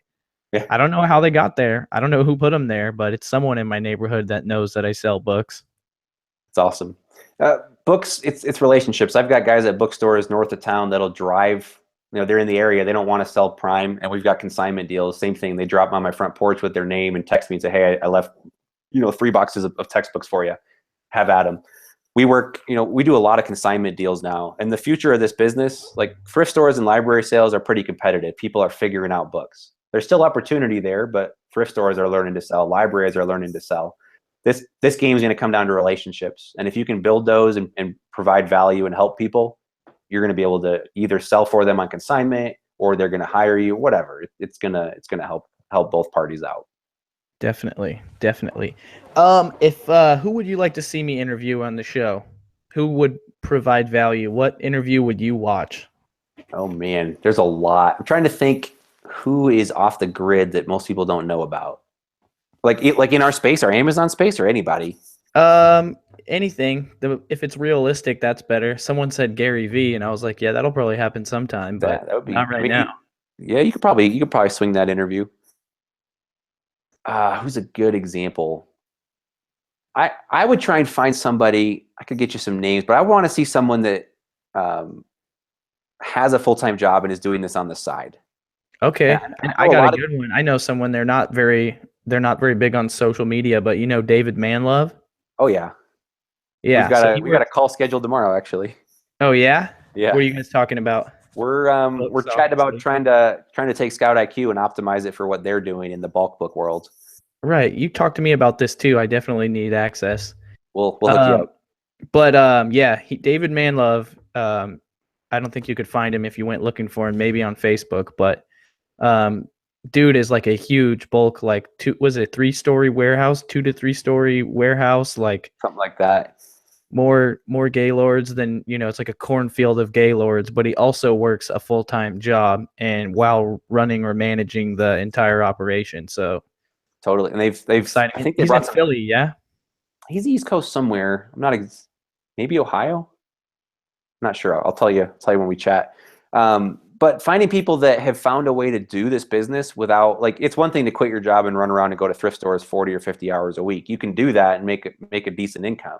Mm-hmm. It's another thing to be smart with it. I think he brought business partners in, or maybe he had them all along. I don't know the whole backgrounds, but you're right. He's got other focuses and does that. And I think that resonates. Again, it's easy for someone, like I quit my job 2 years ago and I have all the time in the world. I mean, I find ways to fill it, but I've got time to do this. It's more impressive to stay-at-home mom or the single mother or somebody that's got, other things going on and finds a way to build something on the side. Yeah, I got to get Ashley, hustle-at-home mom, on a show. I haven't had her yet. No, and I asked her, and she's super humble. She was like, no one wants to see me. And I'm like, are you kidding? Like, yeah, they do. The stay-at-home moms love you. Like, everyone loves you. Like, yeah, it's easy. I told her she's the next Rosie the Riveter. Like, in my opinion, as far as like, as that was to entrepreneurship, to working from home, to being a badass mom, Yeah. And just like, I just like her whole branding thing about hustle at home mom. She's like, she's going to make it disrespectful to call someone a stay at home mom. Yep. She's got a good brand, a good smart head on her shoulders, and she shares a lot of like personal stuff too. She got pictures of her kids helping her box stuff up and shares about her mistakes. I think she bought a bunch of auto parts recently. Yeah, she's not scared. She's learning. No, she does anything, which is awesome. And again, that's what resonates. It's easy to say, well, yeah, Caleb, you're building software and you got a book business, but that's your job. Like you somehow got lucky enough and saved up cash and quit your day job. Good for you. It's another thing for people that are in the grind day to day and they come home and they're tired and they're finding ways to do stuff as well. Right. Yeah. I mean, I might not watch all of Ashley's stuff or whatever. I don't watch anybody's stuff really, for just to be honest, guys. No time. But she's super inspiring because like she's not only is she learning and growing and doing the damn thing, but she probably has less time than most people and does way more with the time that she does have available. While a lot of people just are really self-defeatist and they're like, well, I don't have any time. Well, I'm tired. Well, she probably is up till 3 in the morning and then works, and maybe she gets up at 6 a.m. Who knows, but Yeah. she does a lot, way more than me. I admire people like that for their productivity, because my productivity is not that great. Yeah. Well, I'll say one more thing on a soapbox, and then we'll wrap this thing up. It's been over 2 hours, but people always say they don't have time or they don't have money. I would really challenge that. Some people really don't, and that's okay. But if you just use that as an excuse and a mentality, then you're going to be stuck there. What are you spending your money on? People always use the coffee analogy. You spend $4 a day on coffee. Well, some people do, not everybody. Look at other things. Can you do without cable television? Probably. There's $100 a month. There's things you can do and cut out that you think you have to have. If you're serious about trying to get to a better place in life or quit your day job, you can find that. And on the other end of the spectrum, time, it doesn't matter how wealthy you are, how poor you are, anything. You have 24 hours in a day. Although if you travel west, if I came and visited you, I'd get 25 hours the day I visited you. So you can kind of cheat time that way, but it'll catch up eventually. You've got 24 hours. And if you sit, how much, I don't know how much the average American watches TV. There's nothing wrong with TV. It's great to sit and veg out and watch something on YouTube or whatever. Cut some of that out and build a business. There's so many things you can do on the side. Start an Etsy store, get into flipping books, start your own brand, whatever you want to do. Take that hour or two you're sitting there watching TV and apply it to something else. And if you do that, one day won't make much of a difference. 2 days won't make much of a difference. Do that continually and it'll snowball. So there's my soapbox. If you say you don't have time or money, really look closely. You probably do. You just got to get a little creative. Yep. Yeah, I really don't, I don't do a lot of stuff that other people do. I don't really watch sports. I don't really watch TV shows. I mean, if my family is watching a TV show, I can probably hear it, but I'm probably working on my computer. Totally. It's just not for me. Occasionally something comes around. Right now, I happen to be watching Dragon Ball Super with Luna, which is really cool because it's Dragon Ball Z and it's new and I'm showing my kids that stuff or whatever, but it's not like just for myself. I don't watch that without her. I'm not just like, oh, I have to watch Game of Thrones, or did you see the new Netflix original murder mystery thing? Like, no, like I didn't. Like, you could be my best friend and I didn't watch your YouTube video. I'm sorry. I got other things to do. So, yeah, do the best with what you guys have with your time. It's very important. Even if you only have, you don't have to hustle so hard that you don't get to sleep. But if you have even just 30 minutes a day, and if you can be focused and use that 30 minutes towards your goal, then the next day you get the next 30 minutes and you just keep grinding away at your goal. And that's going to be, eventually that's going to be something that'll be worthwhile. Even if it was just a half hour every day and you did it consistently, eventually I would imagine you would get to a point where you would actually have something that would be feasible, So, and again, we can do it from our phones in our pajamas, which is crazy. Yep. And don't be afraid. Like I said before, don't hide in a corner and don't hide what you're doing. Like, hey, I'm trying to better my life and work on improving this or launching this business or store or doing whatever. Tell people. People will come around and they're going to help you. Be that guy that walks around to local businesses and says, hey, I'm in college and doing a project. I want to learn more about your business. They'll tell you about it. People want to talk about what they're good at. It's just natural. There's so much opportunities, guys. Retail stores that don't sell on Amazon. Oh, you don't sell on Amazon? Well, I'm an Amazon expert. Can I help? I would like to get you guys started selling on Amazon. Charge a commission, charge a consulting fee, Yep. There's a couple people that are doing merch by Amazon that way, where they walk into local businesses, bang, bang, bang, bang. Do you guys have t-shirts? Do you guys, well, I run a t-shirt printing business and I would love to put your guys' t-shirts on Amazon for free. whoa, really? For free? Yep. And then they're getting permission to use people's logos to make shirts and then delivering them links, which they're sending out to their customer list for their customers and for their employees to purchase shirts. And they're just so happy that they now have merchandise and they didn't before. That's free. Like, Yep. we have endless opportunities available. Yeah, we got to wrap this thing up. If you enjoyed the show, please like the video, hit the thumbs up button, subscribe to my channel if you're not subscribed to my channel. If you're listening to this on the podcast, thank you very much. I would appreciate it if you could hit me with a 5-star review. That would be amazing. We got one thing we say around here when we're leaving. Do you know what it is, Caleb? I should, but I do not. I said, if you're not flipping, if you ain't flipping, you slipping. Yep. So don't be slipping, guys. Tune in next week. We do these shows every Monday night. Next week, I'm going to have Glenn Zubia, Hustler Hacks from YouTube and Instagram, and we're going to be talking about merch by Amazon. So see you guys on episode 39 next week, and also catch me on Instagram throughout the week. Thank you for tuning in. Thank you so much for being on the show, Caleb. Appreciate it. Thanks for having me. It was a blast. Have a good night, guys. All right. Bye. Later.